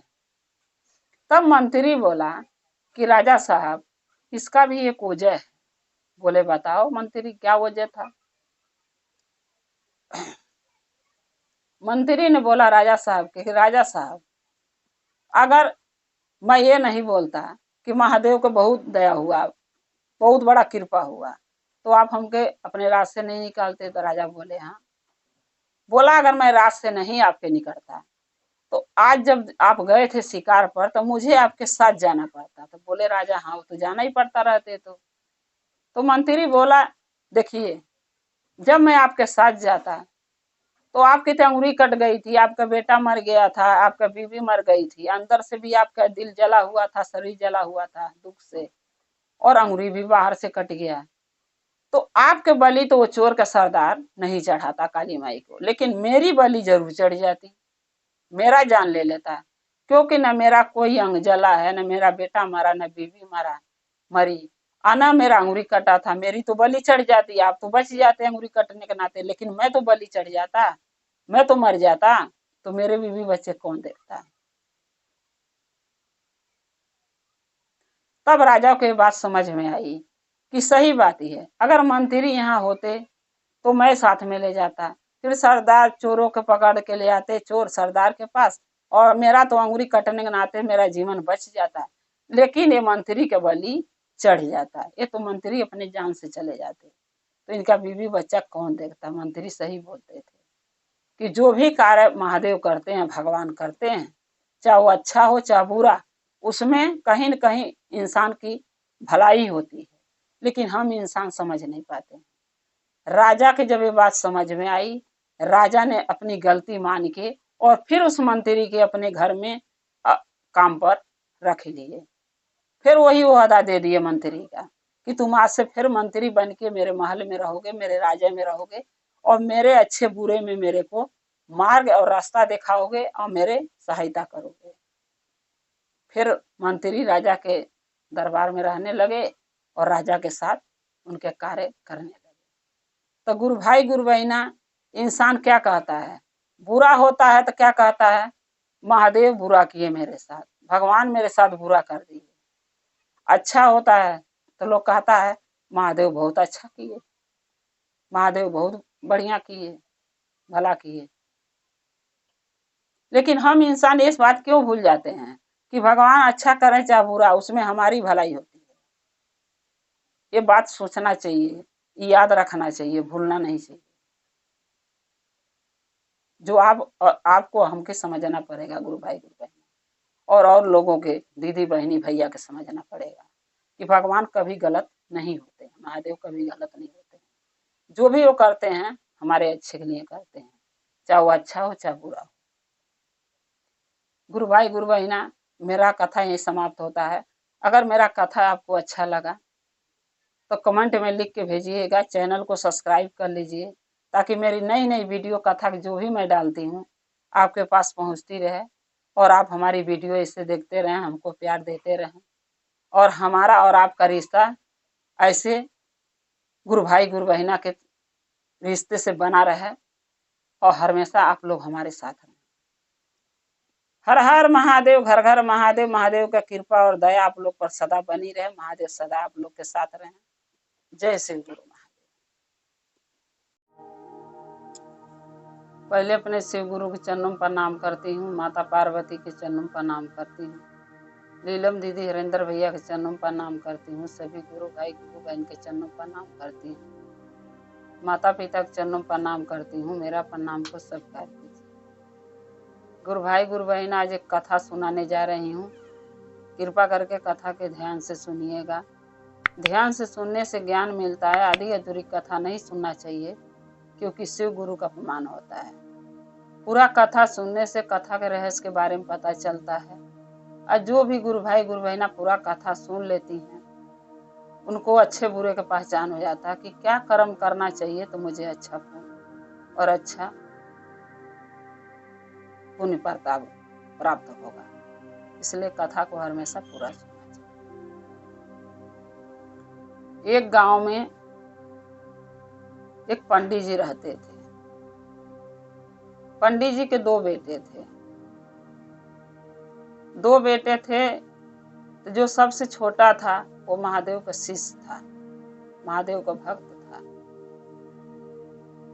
और वो सच कहीं भी जाता था तो सच्चाई की पूजा करता था, सच्चे मन से। यानी मतलब सच्चे मन से होता है कि जितना उसको नियम है कि इतना पूजा में पंडित जी को लेना चाहिए, उतना ही वो लेता था, उससे ज्यादा नहीं मांगता था, यानी झूठ नहीं बोलता था। क्योंकि उसका एक ही नियम था कि अगर हम महादेव का शिष्य हैं, महादेव पर भरोसा किए हैं कि महादेव हमारे ऊपर दया करेंगे, एक दिन हमारा गरीबी, हमारा दुख जरूर दूर होगा, तो हम अपने नियम पर चलें, ना कि झूठ बोल के पूजा कराओ कि 10 के जगह 20 चढ़वाओ, 50 के जगह 100 चढ़वाओ, जहाँ 500 का पूजा कराना हुआ 1000 मांगो। ऐसा उसका नियम नहीं था। छोटा वाला जो बेटा था पंडित जी का, एकदम सच्चे मन से पूजा करता कराता था। जो उसके मेहनत का जो पैसे चाहिए वही पैसे वो पूजा कराने में लेता था। लेकिन जो बड़ा वाला भाई था उसका, पंडित जी का बड़ा वाला लड़का जो था, वो महादेव का शिष्य नहीं था। उसके एक नियम था कि जितना ज्यादा से ज्यादा हो सके मैं पूजा कराऊं और लोगों से पैसे ऐंठूं। यानी 100 के जगह 200 चढ़वाता था, 50 जगह 100 चढ़वाता था, 10 के जगह 20 चढ़वाता था कि 20 रुपया यहाँ चढ़ाओ, 100 रुपया यहाँ चढ़ाओ, तो यहाँ 500 चढ़ाओ। यानी 500 का पूजा उसको कराना होता तो 1000 रुपया लेता था, 1000 का जहाँ पूजा कराना होता तहाँ 2000 लेता था, क्योंकि वो बेईमानी से कमाता था। तो कहते हैं ना गुरु भाई ना, बेईमानी का धन ज्यादा दिन तक नहीं रहता है, एक न एक दिन साथ छोड़ देता है। लेकिन उसका एक नियम था कि बेईमानी से कमाओ, जितना से ज्यादा धन बिटोरो और अमीर से अमीर बन जाओ। तो जब वो झूठ के ही कमाई कमाता था, बेईमानी का ही पूजा कराता था, झूठ बोल के चढ़वाता था पूजा पाठ में, तो अमीर बनेगा ही। तो उसके पास बहुत धन हो गया। लेकिन जो छोटा वाला था वो सच्चाई के मार्ग पर चलता था, सच बोलता था। तो सच के रास्ते पर गुरु भाई ना, रास्ते में कठिनाई बहुत आती है, दुख भी बहुत मिलता है, क्योंकि महादेव कहते हैं कि जो हमारे दुख से, हमारे संकट से वो पार उतर जाएगा वही मेरा सच्चा भक्त होगा। इसलिए सच के राह पर चलने में थोड़ा दुख, थोड़ा कठिनाई का सामना करना पड़ता है। और जो दुख से घबरा जाता है वो कभी सही मार्ग नहीं चुन पाता है। और जो दुख से नहीं घबराता है, सच के राह पर चलता है, महादेव पर भरोसा, विश्वास, आस्था बनाए रखता है, वो एक न एक दिन मंजिल तक जरूर पहुंचता है। तो इसी तरीके वो पंडित जी के छोटा वाला लड़का था। उसका मानना था कि सच बोलेंगे, आज दुख है तो कल सुख जरूर मिलेगा। लेकिन अगर झूठ बोल के कोई धन कमाएंगे तो महादेव भी मुझे कभी क्षमा नहीं करेंगे, कभी माफ नहीं करेंगे कि मेरा शिष्य होके, मेरा भक्त होके झूठ के राह पर चल रहा, पाप के राह पर चल रहा। इसलिए वो सच बोलता था। जो उसका पूजा को लगता था कि हम किसी के घर में कराएंगे तो हमको 200 रुपया ही चाहिए, 200 मांगता था, 500 चाहिए तो 500 मांगता था। लेकिन वही पूजा अगर उनका बड़ा वाला भाई कराता, पंडित जी का बड़ा वाला लड़का, तो वो ज्यादा से ज्यादा मांगता था और लोग उसको देते भी थे। और वो छोटे वाले भाई के खिलाफ भी भला बुरा लोगों से बोलता था कि मेरा भाई तो इतना मांगता है, इतने में कराता है, तो इसलिए पूरा मंत्र नहीं पढ़ता है, पूरा पूजा नहीं कराता है, आधी अधूरी करा के आप लोग को छोड़ देता है। तो लोग ये नहीं सोचते हैं ना आजकल जमाने में कि जो बोल रहा क्या पता सच है कि नहीं है। लोग सच्ची मानते हैं, झूठ भी कोई बोल देता है तो इंसान उसको सच्ची मानता है, लेकिन जो झूठ सच बोलता है उसको लोग झूठ मानता है। बहुत से लोग सोचते हैं कि हम ज्यादा पैसे दे रहे हैं तो अच्छे से पूजा कराएंगे पंडित जी। कितना लोग सोचते हैं अरे पैसे कम लिए तो पूजा भी तो कम ही कराए होंगे, मंत्र भी कम ही पढ़े होंगे। तो ये वहम में दुनिया जी रहा है अभी भी, और पहले भी जीता था। तो दोनों भाई में ऐसे कंपटीशन रहता था। बड़ा छोटा वाला बड़े वाले बुरा नहीं सोचता, लेकिन बड़ा वाला जो है छोटे वाले बुरा सोचता था। तो उसको ज्यादा से ज्यादा लोग बोला के ले जाते थे बड़े वाले के, भाई ये बड़ा है, ये समझदार है, ये सही से पूजा पाठ कराएगा। लेकिन छोटा वाले को बहुत कम लोग बुलाने आते थे। तो उसी गांव में एक राजा रहते थे। राजा ने उस गांव में मंदिर नहीं था। जिस गांव में पंडित जी के दोनों लड़के थे और राजा थे। उस गांव में मंदिर नहीं था। राजा ने एक दिन सोचा इस गांव में एक मंदिर होना चाहिए ताकि महादेव के एक लोटा जल तो लोग चढ़ा सके, पूजा कर सके। तो राजा ने सोचा कि मेरी जो जमीन है गांव के बाहर, उसमें एक मंदिर बना देते हैं महादेव के, और उसमें शिवलिंग का स्थापना करवा देंगे ताकि लोग अपना जल चढ़ाएगा, पूजा पाठ करेगा, एक पंडित जी को रख देंगे। तो राजा ने जब मंदिर बना के तैयार कर लिया, अब पूजा की स्थापना करना सोचे कि करवाऊं मंदिर का, शिवलिंग का। तो उन्होंने लोगों से पूछा कि कौन पंडित जी के बुलाऊं, कौन सही से पूजा कराता है। तो पूजा कराने ले नहीं होता है, क्या चढ़ेगा क्या नहीं चढ़ेगा उसका भी ज्ञान होना जरूरी है। तो वो जो पंडित जी के बड़े वाले लड़का थे उन्हीं को लोग बताए, तो उन्हीं के राजा ने बुलवाया। गए, राजा ने बोला कि पंडित जी मेरे को शिवलिंग की स्थापना करवाना है इस मंदिर, ताकि गांव के हित के लिए, गांव के भले के लिए मंदिर बहुत जरूरी कि लोग पूजा पाठ कर सके। तो वो बोला ठीक है। पंडित जी जो बड़ा वाला लड़का था बोला ठीक है हम करवा देंगे। पंडित जी बोले क्या क्या सामान लगेगा वो लिखवा दो। अरे राजा ने बोला क्या क्या सामान लगेगा लिखवा दो। तो पंडित जी का लड़का बड़ा वाला लिखवा दिया ये सामान लगेगा। तो राजा ने अपने नौकर जो था, जो गार्ड होते हैं जिनको लोग दरवान कहते हैं, उनको भेजा राजा ने। बोला कि ले जाओ ये पर्ची को और जो जो सामान पंडित जी लिखे वो ले आना। अब वो भी बेचारा वही था, उसको पता नहीं था कहाँ क्या मिलेगा, गया घूम के चला आया पर्ची लेके। राजा ने बोला क्या हुआ, वो बोला कि राजा साहब मुझे नहीं पता, मालूम देता है, मुझे नहीं पता है कि सामान कहाँ मिलेगा, मैं नहीं ले आ पाऊंगा, मुझे माफ कर दीजिए। राजा ने बोला चलो ठीक है, नहीं मिला कोई बात नहीं। राजा ने पंडित जी को बोला कि पंडित जी ये सामान वो नहीं पाया, आप ही ले आ दो, आपको तो पता है क्या क्या चढ़ेगा। पंडित जी बोले हाँ मुझे पता है। राजा बोले आप ही ले आ दो। पंडित जी बोले ठीक है। पंडित जी क्या किए कि पर्ची लेके चले गए सामान लेने। तो उसमें राजा जी बोले कि जो पहले जहां मैं भेज रहा हूं वहीं जाना। पंडित जी बोले ठीक है। राजा ने बोला कि पहले गंगा जल भर के लाओ पंडित जी, क्योंकि गंगा जल से ही तो पूजा होगा महादेव का, शिवलिंग का, बिना गंगा जल का कैसे होगा। पंडित जी बोले हाँ ठीक है। पंडित जी चले गए गंगा जी भरने के लिए जल। जैसे लोटिया नदी में डुबोए पानी भरने के लिए, उसमें एक मछली आ गई लोटिया के अंदर, और मछली मुंह उबा के पानी पीने लगी लोटिया में गए। पंडित जी को लगा कि ये पानी तो मछली के जूठा हो गया, ये पानी कभी प्रसाद अच्छा जल महादेव के नहीं चढ़ सकता है, ये जल जूठा हो गया है। पंडित जी ने लोटा शुद्ध जल नदी में फेंक दिया और घरे चले आए राजा के पास। राजा ने बोला क्या हुआ पंडित जी, जल ले आए। पंडित जी बोले कि राजा साहब जल तो मछली थी जल में, और जब मैं लोटा में जल भरा तो उसमें मछली आ गई और मुंह बा के पानी पी रही थी, तो जल जो है मछली के जूठा हो गया। राजा साहब ये जल महादेव पर नहीं चढ़ सकता। राजा बोले, राजा को भी ये बात पता नहीं था। बोले कोई बात नहीं, जूठा है तो रहने दो। फिर राजा बोले कि चले जाओ आहिर के घर, यानी ग्वाले के घर, वहां से जाके गाय के दूध 1 लोटा ले आओ, डोलची ले जाओ 1 लीटर ले लेना। पंडित जी गए डोलची लेके। जब पंडित जी ग्वाले के घर दूध लेने गए अहिर के घर, तो देख क्या रहे हैं कि पहले बछड़ा को अहिर ने खोल दिया, बछड़ा दूध पी लिया, उसके बाद वो दूध अहिर दुहने लगा और वही दूध पंडित जी को देने लगा। पंडित जी उसको मना कर दिए, बोले नहीं ये दूध जो है जूठा हो गया है, आपने पहले बछड़े को पिलाया, अब बछड़े के पिला के दूध दूध दिया और वही दूध मुझे दे रहे हो, मुझे ये दूध नहीं चाहिए क्योंकि बछड़े का जूठा है। पंडित जी दूध भी नहीं लिए, वहां से भी चले आए। फिर राजा पूछे क्या हुआ, दूध लाए?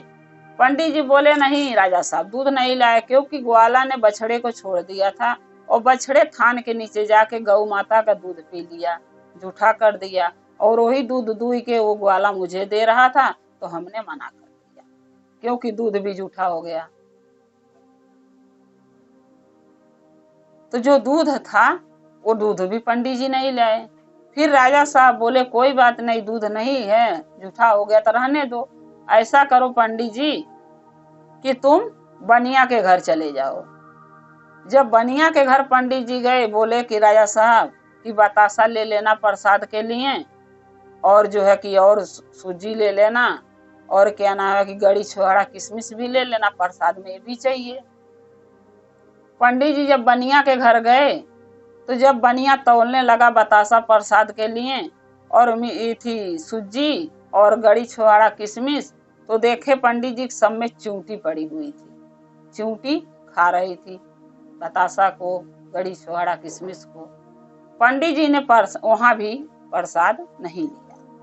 बोले पंडित जी दुकानदार से, बनिया से, कि तुम्हारा तो सब पूजा का सामान जूठा है, तो कौन खाएगा उसको, कैसे प्रसाद बनेगा महादेव का, कैसे भोग लगेगा, हम नहीं ले जाएंगे, तुम अपना प्रसाद अपने पास रखो सामान।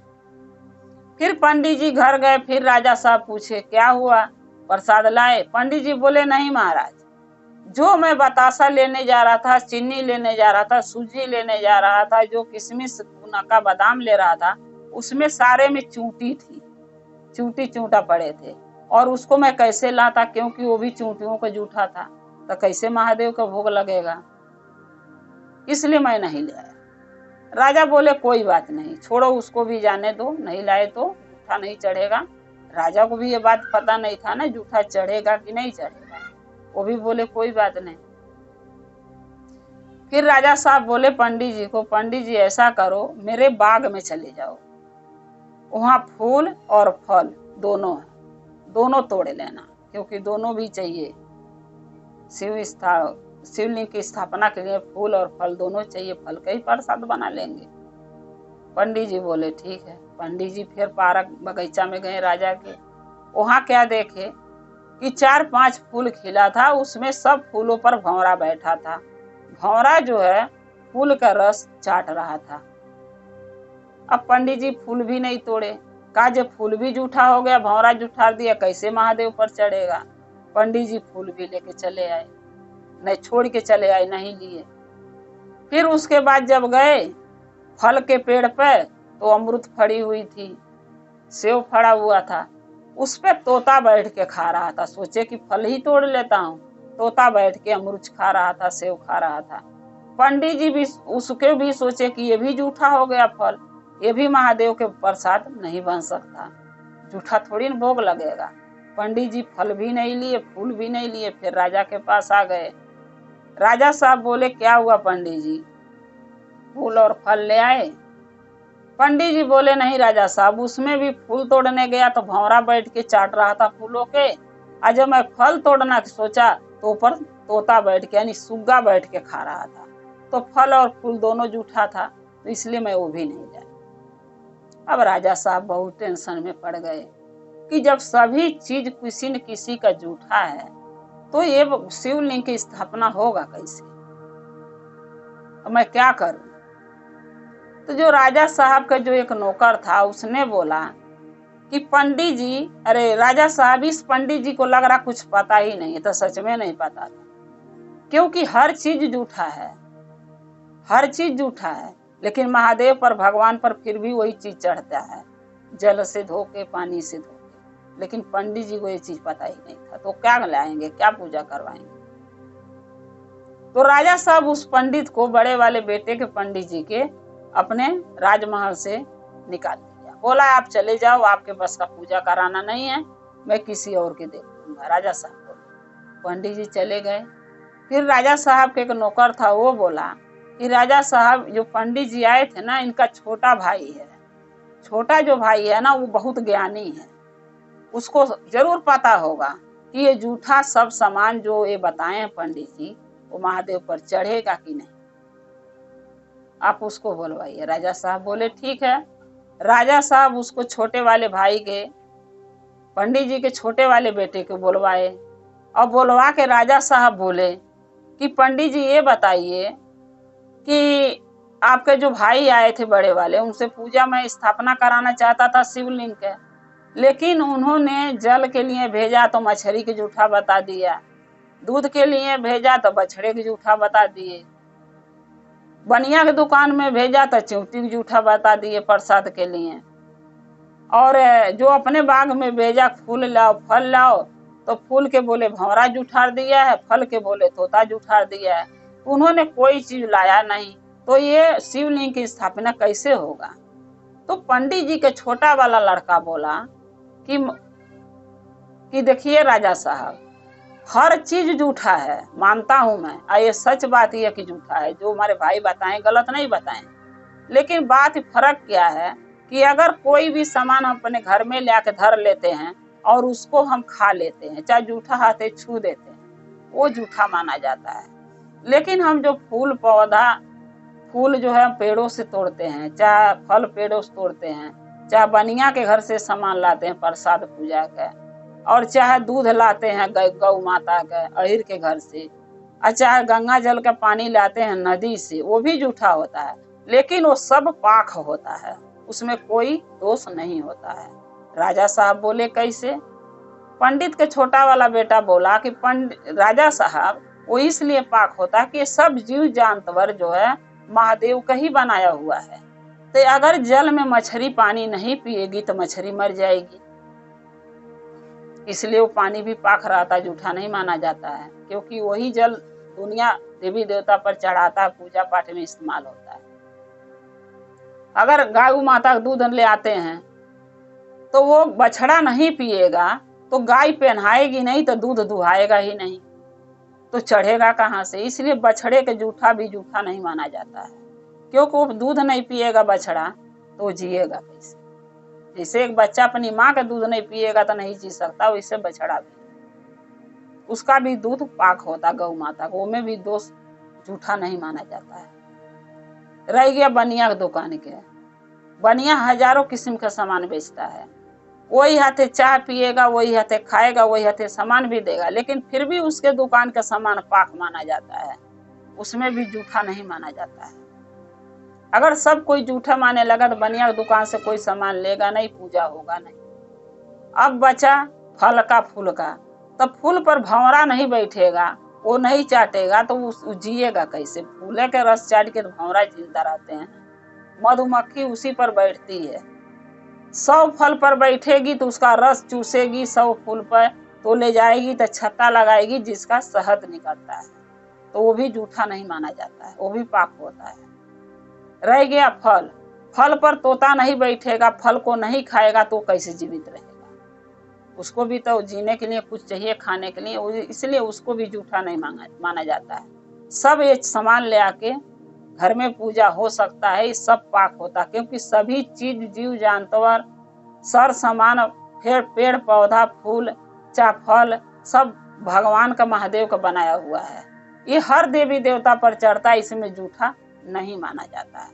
घर में जो सामान रहता है हम जूठा आते छू देते हैं, उसको जूठा माना जाता है, लेकिन हम जो कीन के लाते हैं, जो बाहर से लाते हैं, वो कैसा भी हो, वो महादेव के लिए भगवान के लिए सब पाक होता है, उसमें छूत और जूठा नहीं माना जाता। जब सारी बात पंडित जी का छोटा वाला बेटा राजा को समझाया, राजा को भी ये बात समझ में आ गई, तब राजा साहब उसको बोले कि बेटा तुम ही पूजा कराओगे मेरे घर मंदिर में, महादेव के शिवलिंग की स्थापना तुम ही कराओगे।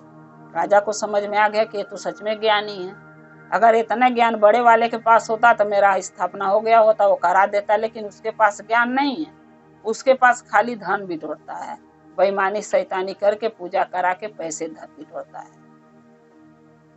तो जो पंडित जी छोटा वाला बेटा था वो बोला राजा साहब मैं बहुत गरीब हूँ, मुझे सच बोलना है और सच के राह पर चलना, मैं महादेव का शिष्य हूँ, मैं जो भी बातें बताया हूँ इसमें कोई गलत नहीं है, ये बातें सच है और आप स्थापना करवा लीजिए। राजा जी बोले ठीक है।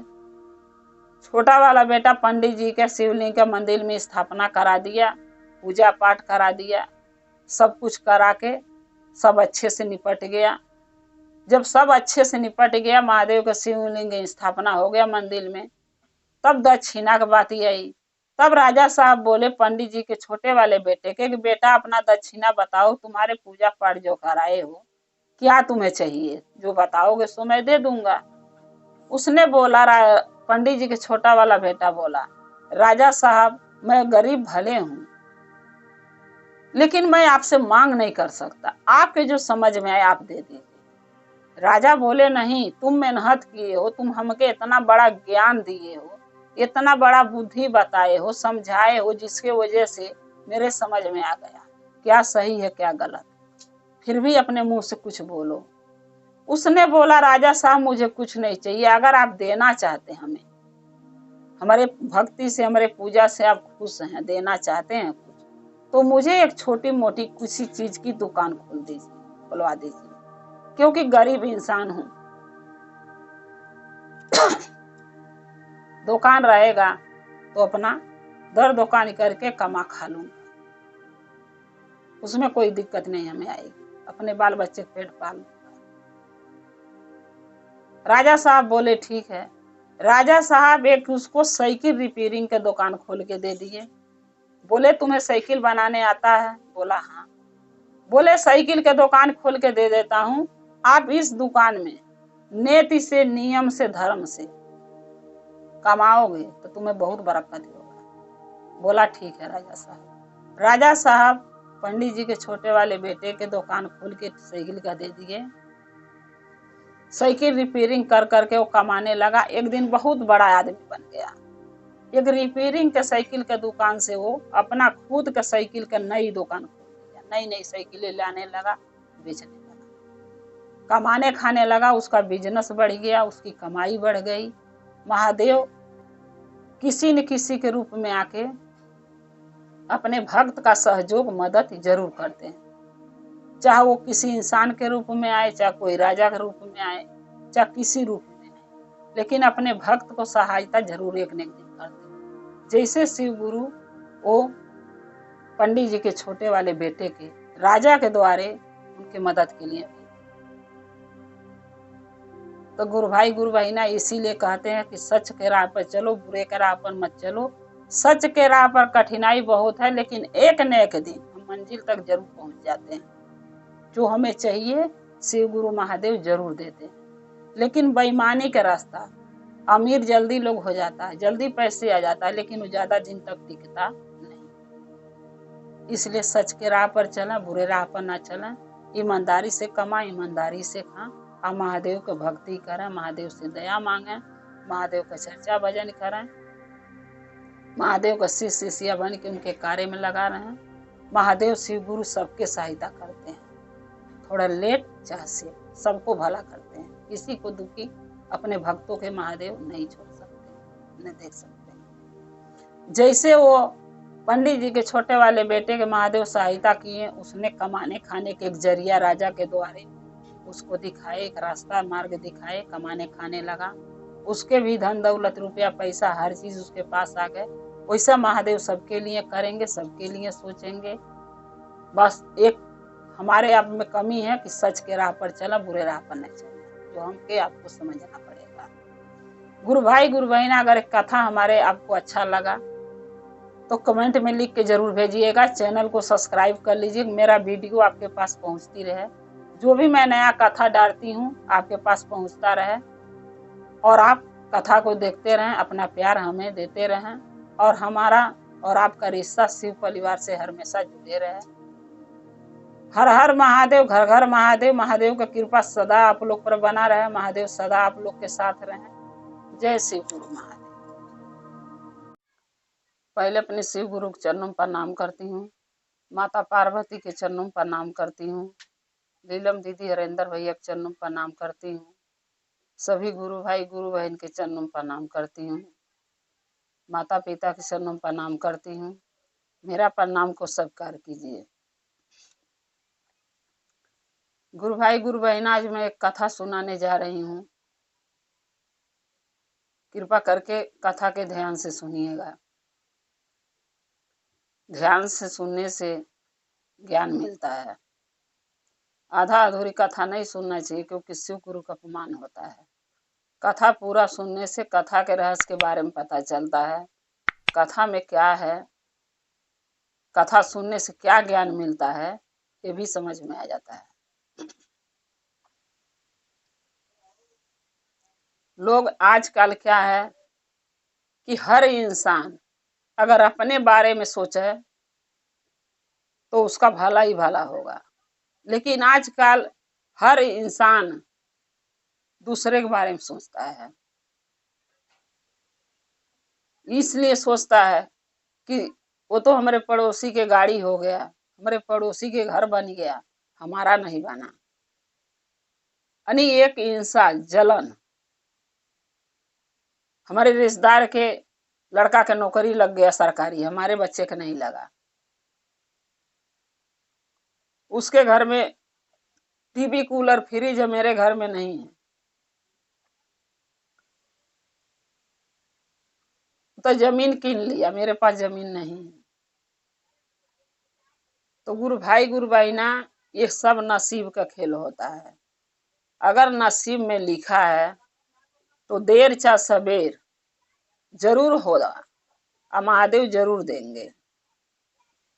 लेकिन इसका ये मतलब नहीं है कि अगर दूसरे के पास है तो हम देख के जला, नहीं जलना चाहिए। सबसे बड़ा चीज होता है सब्र। सब्र का फल लोग कहते हैं सब्र का फल मीठा होता है। सब्र करेंगे तो फल जब लेट मिलेगा तो मीठा मिलेगा। लेकिन वही सब्र, तसल्ली, विश्वास, भरोसा इंसान नहीं करता है। तो किसका दोष देता है? भगवान का, महादेव का, देवी देवता का। खुद की कमियां, खुद की गलतियां अपने अंदर इंसान कभी नहीं देखता है, चाहे वो औरत हो चाहे आदमी, कि हमारे अंदर क्या कमी है। ऐसे ही एक गरीब किसान का लड़का था। गरीब किसान के जो लड़का था, उसके माँ बाप छोटा था तभी मर गए थे किसी दुर्घटना में। वो अकेला ही था, कम से कम वही 13-14 साल का रहा होगा, तो उसके माँ बाप मर गए। अपने घर में वो अकेला था। अब महादेव का शिष्य था, क्योंकि जो किसान थे उनकी बीबी थी वो भी महादेव का शिष्या थी। बच्चा कभी बचपन में नाव घोषणा करा दी थी, वो भी शिष्य बन गया था महादेव का। माँ बाप के साथ पूजा पाठ करता था, चर्चा भजन करता था। जब माँ बाप मर गए तो अपना अकेला बचा। शादी ब्याह हुआ नहीं था, अकेला ही था। थोड़ा बहुत खेती था, जो कि खेती में से अपना कमाता था, मेहनत मजूरी खेती में करता था, बोता था, जोतता था, तो उसमें जो होता था अनाज उसको खाता पीता था। अगर कोई आता था तो उसमें से दान पुण्य भी करता था। ये नहीं है कि दान पुण्य ना करे, चाहे कोई भिखारी दुआरी पर आ जाए तो उसको भगा दे, नहीं। चाहे महादेव का नाम न ले, पूजा न करे, दया न मांगे, चर्चा न करे, नमन न करे, ऐसी कोई कमी उसके अंदर नहीं थी। सारे काम करता था, महादेव के भी बहुत मानता था, बहुत विश्वास करता था। लेकिन उसके अंदर एक कमी था, पढ़ा लिखा भी ठीक था वो। उसके अंदर एक कमी था कि किसी के, जैसे मान लो किसी के 2 मंजिल 3 मंजिल घर बन गया, तो उसको इस चीज से दुख होता था, जलन होता था कि उनका बन गया, मेरा नहीं बना। किसी के घर में गाड़ी किना जाता था तो उसके गाड़ी हो गया, मेरे पास गाड़ी। किसी के घर में किसी के बेटा का सरकारी जॉब लग गया तो काजे उसके बेटा का लग गया, मेरा जॉब क्यों नहीं लग रहा, मैं भी तो इतना अच्छा ज्यादा पढ़ा लिखा हूँ। किसी के घर में भी कोई भी फायदा का काम होता था, जैसे कोई चीज नया काम कर लिया तो इसको बहुत दुख होता था उस चीज से। ये सोचता था कि हम महादेव का चर्चा करता हूँ, भजन करता हूँ, महादेव का शिष्य बना हूँ, नमन करता हूँ, दया मांगता हूँ, लेकिन मुझे महादेव क्यों नहीं देते हैं? उसको कैसे देते हैं कि जिसके पास जितने धन है वो और धन महादेव दे रहे हैं, और हमारे पास नहीं है तो हमारे को महादेव नहीं दे रहे हैं।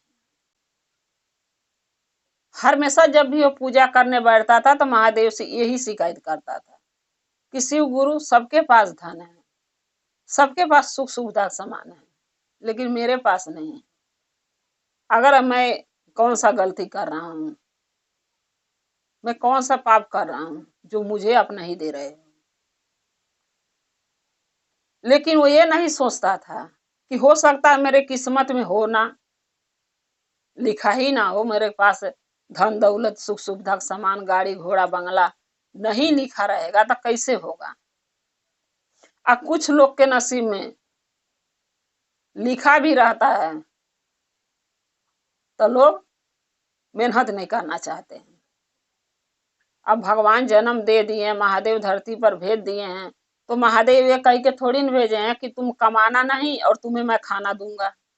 अच्छा, कमा के राशन घर में रख लेना, बनाना नहीं उसको, खाना खाना बनाना नहीं, और मैं तुम्हें बना खिला दूंगा। क्या ऐसा कुछ कहते हैं महादेव चाहे देवी देवता? नहीं। अगर हम अपने जीवन में तरक्की करना चाहते हैं, आगे बढ़ना चाहते हैं, धन कमाना चाहते हैं, तो कुछ किस्मत साथ देती है, कुछ किस्मत में लिखा होता है, और कुछ अपनी मेहनत करना पड़ता है, संघर्ष करना पड़ता है, तब जाके हम वो चीज के पाते हैं। अगर धन दौलत गाड़ी घोड़ा बंगला चाहे बेटी बेटा इतने आसानी से मिल जाए तो कोई महादेव का पूजा करेगा? कोई भगवान के मानेगा? कोई नहीं मानेगा। कोई मंदिर में एक लोटा जल चढ़ाने नहीं जाएगा। वो ये सोचेगा कि सब बिना जब मांगे हमके मिल गया तो मैं क्यों जाऊं, मैं क्यों पूजा करूं। कोई भगवान के पास नहीं जाएगा। इसलिए अपने कर्म के अनुसार, जिसका जैसा कर्म है उसी के अनुसार महादेव उसको फल देते हैं, चाहे वो बेटी बेटा हो चाहे धन दौलत हो, उसी के अनुसार मिलता है जैसा उसका कर्म होता है व्यक्ति का। लेकिन हर इंसान ये बात को नहीं समझता है। सबको ये लगता कि फल पड़ोसी को हो गया, रिश्तेदारों को हो गया तो मेरे भी होना चाहिए, मेरे भाई पर्दार को हो गया तो मेरे पास भी होना चाहिए। अरे भाई, तो उतना संघर्ष करो, उतना मेहनत करो, उतना कर्तव्य करो, तो क्यों नहीं होगा? होगा। हाँ, किसी के जल्दी मिल जाता, किसी को लेट मिलता, धन दौलत बेटी बेटा। तो वो हमेशा यही शिकायत करता था महादेव से, पूजा करने बैठता था दया मांगने। तो एक रोज मैया पार्वती महादेव कैलाश पर बैठे थे, और महादेव मैया पार्वती देख रहे थे कि ये बालक धन के लेके दुखी है। तब मैया पार्वती महादेव से बोली कि हे महादेव, हे भोलेनाथ, ये आपका इतना बड़ा भक्त है जो बालक है, इतना बड़ा भक्त है जो किसान का बेटा है, उसका नाम भोला था। भोला इतना बड़ा भक्त आपका है, लेकिन भोला के आप दिए क्या? कुछ भी नहीं। वो आपसे जब भी पूजा करने बैठता है तो आपसे यही मांगता है कि हे शिव गुरु, हे महादेव, मुझे ये चीज दीजिए, मेरे पास नहीं है, मैं भी अपना खुशी से रहना चाहता हूँ, मैं भी अपने सामान और घर द्वार बना के रहना चाहता हूँ, और मेरे पास है नहीं, हमें दीजिए। तो महादेव ये बताइए आप देते क्यों नहीं? पार्वती महादेव से पूछी कि आप देते क्यों नहीं उसको, इतना विनती प्रार्थना आपसे कर रहा है। तब महादेव बोले कि पार्वती देखिए, हर इंसान के अपना अपना कर्म होता है, जिसके जो कर्म में होता है वो मिलता है। उसके कर्म में, उसके नसीब में धन नहीं है, क्योंकि पिछले जन्म में ये बहुत धनी था, बहुत अमीर था, एक तरह के राजा था ये, लेकिन अपने धन का, अपने सामान का, अपने पावर का गलत प्रयोग करा था, जिसके वजह से इसको धन इस जन्म में नहीं मिला है। इसका जन्म ऐसे ही कट जाएगा, कमाए खेते में कमाएगा, खाएगा, और ऐसे करते करते इसकी जीवन की मुक्ति मिल जाएगी। लेकिन जो ये सोच रहा है कि सबके जैसे मुझे बहुत सारा मिले, वो नहीं हो पाएगा। पार्वती बोली क्यों? आप तो चाहे तो सब कुछ दे सकते हैं, अरे अमीर को गरीब बना सकते हैं, गरीब को अमीर बना सकते हैं, आप तो सब कुछ दे सकते हैं, तो आप क्यों नहीं दे रहे हैं उसको? महादेव बोले पार्वती, मैं बोला ना कि उसके नसीब में नहीं है, पिछले जन्म में बहुत धनी था, एक तरह का राजा था, और इसने ऐसा गलत काम किया था, ऐसा गलत प्रयोग अपने धन का किया था, अपने पावर का किया था, जो इसके नसीब में इस समय धन नहीं लिखा हुआ है। पार्वती बोली नहीं, आपको देना पड़ेगा, आप देखिए, क्या पता नसीब में इसके लिखा हो। महादेव बोले पार्वती मुझे सब पता है कि इसके नसीब में धन नहीं,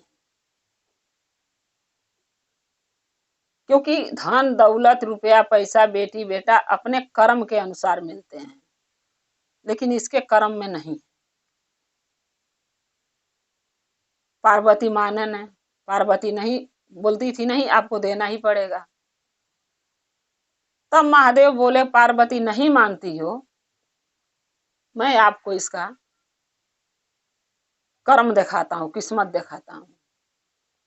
नंदी को महादेव बुलाए और नंदी को बोले कि हे नंदी तुम चले जाओ चित्रगुप्त के पास। चित्रगुप्त के पास जो वाही खाता है, जिसमें इंसान का कर्म कब मरेगा, कितना साल तक जीवित रहेगा, कब जन्म लेगा, उसके नसीब में क्या दुख है, क्या सुख है, क्या औलाद है, क्या धन दौलत है, गरीब रहेगा का अमीर बनेगा, सब उसमें लिखा है। आप जाके नंदी ले आओ। नंदी महाराज गए, चित्रगुप्त से मांग के लेके आए खाता, और जब लेके आए महादेव के पास तो महादेव मैया पार्वती के बोली कि देख लीजिए। मैया पार्वती बोली मैं नहीं देखूंगी, जो लड़का है जो आपका भक्त भोला है आप उसको दिखाइए, कम से कम उसको तसल्ली हो जाएगा देख के कि उसके नसीब में धन नहीं। महादेव बोले ठीक है। नंदी के बोले कि हे नंदी धरती पर पृथ्वी लोक पर जाओ, जो भोला नाव का बालक है नाम का जो हमारा शिष्य है उसके पास जाओ और एक खाता उसको दिखाना, ताकि उसको इस चीज से तसल्ली हो जाए, शिकायत मिट जाए कि मेरे नसीब में धन नहीं है। जब वो जान जाएगा तो हमसे शिकायत नहीं करेगा धन के लिए। एक बात ध्यान रखना नंदी, महादेव बोले एक बात ध्यान रखना कि ये 15 मिनट तक का समय होगा इस खाता के उस बच्चे को देखने के लिए भोला के। 15 मिनट के बाद जो भी इसमें लिखा है वो सब मिट जाएगा, फिर वो देख नहीं पाएगा अपना नसीब।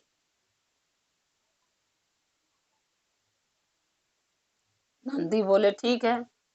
नंदी वाही खाता लेके चले गए पृथ्वी पर, उस बालक के घर गए जो भोला था।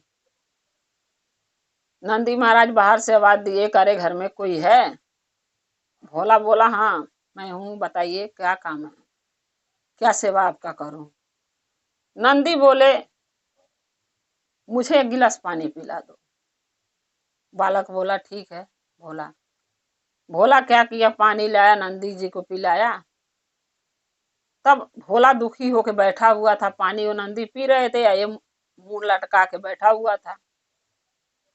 पानी पी के नंदी जी पूछे कि भोला ये बताओ तुम इतना दुखी क्यों लग रहे हो, इतना चिंतित क्यों लग रहे हो? भोला बोला कि मैं क्या बताऊं आपसे, मैं दुखी या चिंतित इसलिए हूं कि दुनिया के पास घर 2 तल्ला 3 तल्ला मंजिल बन गया है, सबके पास गाड़ी घोड़ा है आने जाने कहीं, सबके पास धन दौलत है, सुख सुविधा सामान है, मेरे पास कुछ नहीं, बस थोड़ा सा खेती है उसी में करता हूँ, मड़ई का घर है उसी में रहता हूँ, और धन नहीं है तो शादी भी कोई नहीं कर रहा मेरा, क्योंकि कोई भी लड़की देगा धन खोजता है। नंदी बोले ऐसी बात नहीं है, तुम्हारे किस्मत में लड़की होगी तो जरूर मिलेगी, शादी जरूर होगा, लेकिन जो तुम दुखी हो दुखी मत रहो। होता है किसी के नसीब में धन होता, किसी के नहीं होता है। तो जो भोला था वो नंदी पर थोड़ा गुस्सा कर दिया, बोला ऐसे कैसे आप बतिया रहे हैं, ऐसे कैसे हो सकता है कि सबके नसीब में धन हो और मेरे नसीब में ना हो, मैं मानूंगा नहीं ये बात को। भोला बोला नंदी से मैं मानूंगा नहीं इस बात को कि मेरे नसीब में धन नहीं है। तब नंदी बोले कि भोला मैं एक वाही खाता लेकर आया हूं तुम्हारे पास, इस खाता में सबका करनी धरनी अच्छा बुरा, कि इंसान धरती पर है तो अच्छा कर रहा है बुरा कर रहा है, क्या भक्ति क्या भजन कर रहा है, कौन पाप कर रहा है, कौन तीर्थ धाम कर रहा है, कौन दान पुण्य कर रहा है और कौन पाप कर रहा है, इसमें सब लिखा है। और ये भी लिखा किसके नसीब में धन है, किसके नसीब में नहीं है, किसकी शादी होगी, किसकी नहीं होगी, किसके औलाद होंगे, किसके कौन बाझिन रहेगी, और किसको सुख मिलेगा, किसको दुख, सब कुछ इसमें लिखा है। और कितना दिन किसका जीवन लिखा है, जिएगा कितना दिन में मरेगा, ये सब कुछ इस खाता में है। लेकिन तुम अपना पेज बस देखना, तुम्हारे जो पेज तुम्हारे नाम का होगा पन्ना, उसमें देखना। बोला ठीक है भोला, दे दो। दे दिए नंदी महाराज। 15 मिनट का टाइम दिए, बता भी दिए कि 15 मिनट में अपना खाता देख लोगे, अपना कर्म नसीब तो देख लोगे, नहीं 15 मिनट के बाद सारे अक्षर मिट जाएंगे, पन्ना सफेद हो जाएगा। वो बालक बोला ठीक है। लेकिन वो कहते हैं ना गुरु भाई ना, अगर किसी के दिमाग मन वो दूसरे में लगा लिया है कि दूसरे के बारे में हम सोचेंगे, दूसरे के ही देख के जलेंगे, दूसरे के देख के ही परेशान रहेंगे, तो कभी वो अपना नहीं देखेगा। और जब वो अपना नसीब, अपना कर्म, अपना अच्छा बुरा नहीं देखेगा, नहीं सोचेगा, तो कभी इंसान कामयाब नहीं होता है। वही काम वो भोला किया, देने दे दिए खाता। जब वो देखने लगा तो पहला पेज पलटा तो पहले पेज में उसके पड़ोसी के बारे में लिखा था कि उसके पड़ोसी की बहुत बड़ी लॉटरी लगने वाली है, क्योंकि उसके पड़ोसी लॉटरी खेलता था, लॉटरी की टिकट लेता था और खेलता था। तो उसमें लिखा था कि इसके बहुत बड़ा लॉटरी लगेगी, करोड़ों रुपए का, इसके पड़ोसी के भोला के। भोला उसको देख के दुखी हो गया, चिंतित में पड़ गया कि इसको इतना बड़ा लॉटरी लगने वाला, बहुत करोड़ों धन आ जाएगा, ये तो बहुत अमीर हो जाएगा, हम कहीं अमीर होंगे। वो दूसरे के देखने में लग गया। फिर उसके बाद जब दूसरा पन्ना पलटा तो उसके भाई पर्दार जो चाची चाचा थे उनके बारे में लिखा था कि उनके बेटा के सरकारी नौकरी लगने वाली है और लाखों रुपया तनख्वाह महीने का होगा। अब उसको देख के फिर दुखी हो गया कि हमारे चाचा के लड़का के सरकारी नौकरी मिलने वाली है और हम ये ना पढ़ा लिखा हूं, मुझे एक भी नौकरी नहीं मिल रही है। तीसरा पेज पलटा तो उसके रिश्तेदार के बारे में लिखा था कि भोला के रिश्तेदार के गाड़ी आएगी चरपहिया, किन के लाएगा, उसके नसीब में लिखा हुआ है। भोला फिर दुखी हो गया देख के कि बताओ, उसको चरपहिया गाड़ी आएगी और मेरे पास दुपहिया भी नहीं है। यानी एक तरह के उसके मन में जलन होने लगा दूसरे के देख देख के पन्ना पलट के। अब 3 पन्ना पलटा, एक पन्ना 5 मिनट का होता है पढ़ने में, अब 3 पन्ना पढ़ते पढ़ते 15 मिनट उसका निकल गया। जब 15 मिनट वो अपना गंवा दिया, जब चौथा पन्ना पलटा अपना वाला तो देख रहा कि अक्षर मिट चुका है, कुछ लिखा ही नहीं है, सादा पन्ना। तब बोला फिर नंदी से कि बाबा ये बताइए, ये पन्ना में तो कुछ लिखा ही नहीं है, मेरे नसीब का जो पन्ना है, चौथा पन्ना बोले थे। नंदी बोले चौथा पन्ना में भी लिखा था, लेकिन तुमने 15 मिनट गंवा दिया दूसरे के देख के। अपने बारे में सोचे होते, अपना कर्म देखे होते तो शायद तुम्हें समझ में आ जाता है, लेकिन तुम दूसरे के देखने लगे, नसीब, कर्म, भविष्य कि इसका ऐसे होगा तो उसका ऐसे होगा, तो अमीर होगा तो गरीब होगा। अपने बारे में सोचना चाहिए ना, तुम्हें अपना खाता देखना चाहिए कि तुम्हारे नसीब में क्या लिखा है, तुम्हारे कर्म में क्या लिखा है। तुम दूसरे के देखे, अपना समय गंवा दिए, 15 मिनट समय बर्बाद कर दिए, तो तुम्हारे नसीब में क्या है तुम कैसे देख पाओगे, अब तो मिट चुका है।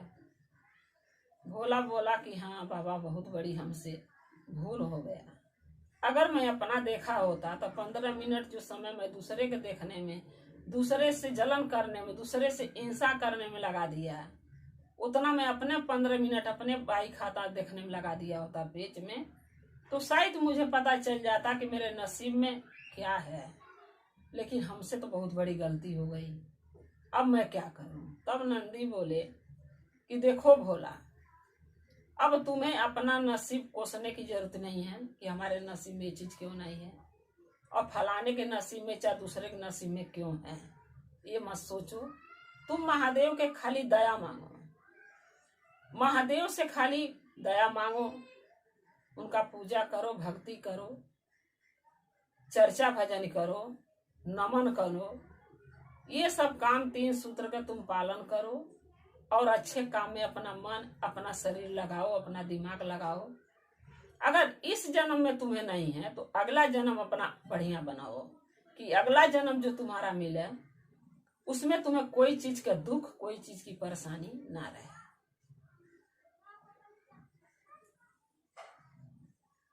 नंदी महाराज खाता लेके महादेव के पास चले गए और महादेव वहां से फिर खाता जहां से नंदी लाए थे वहां भिजवा दिए। अब भोला जो था इसके समझ में सारी बात आ गई कि हाँ, हमके दूसरे के देख के जलना नहीं चाहिए, सोचना नहीं चाहिए। दूसरे के नसीब में जो था उसको मिला, चाहे वो पड़ोसी हो चाहे कोई हो, लेकिन मेरे नसीब में नहीं था, नहीं मिला।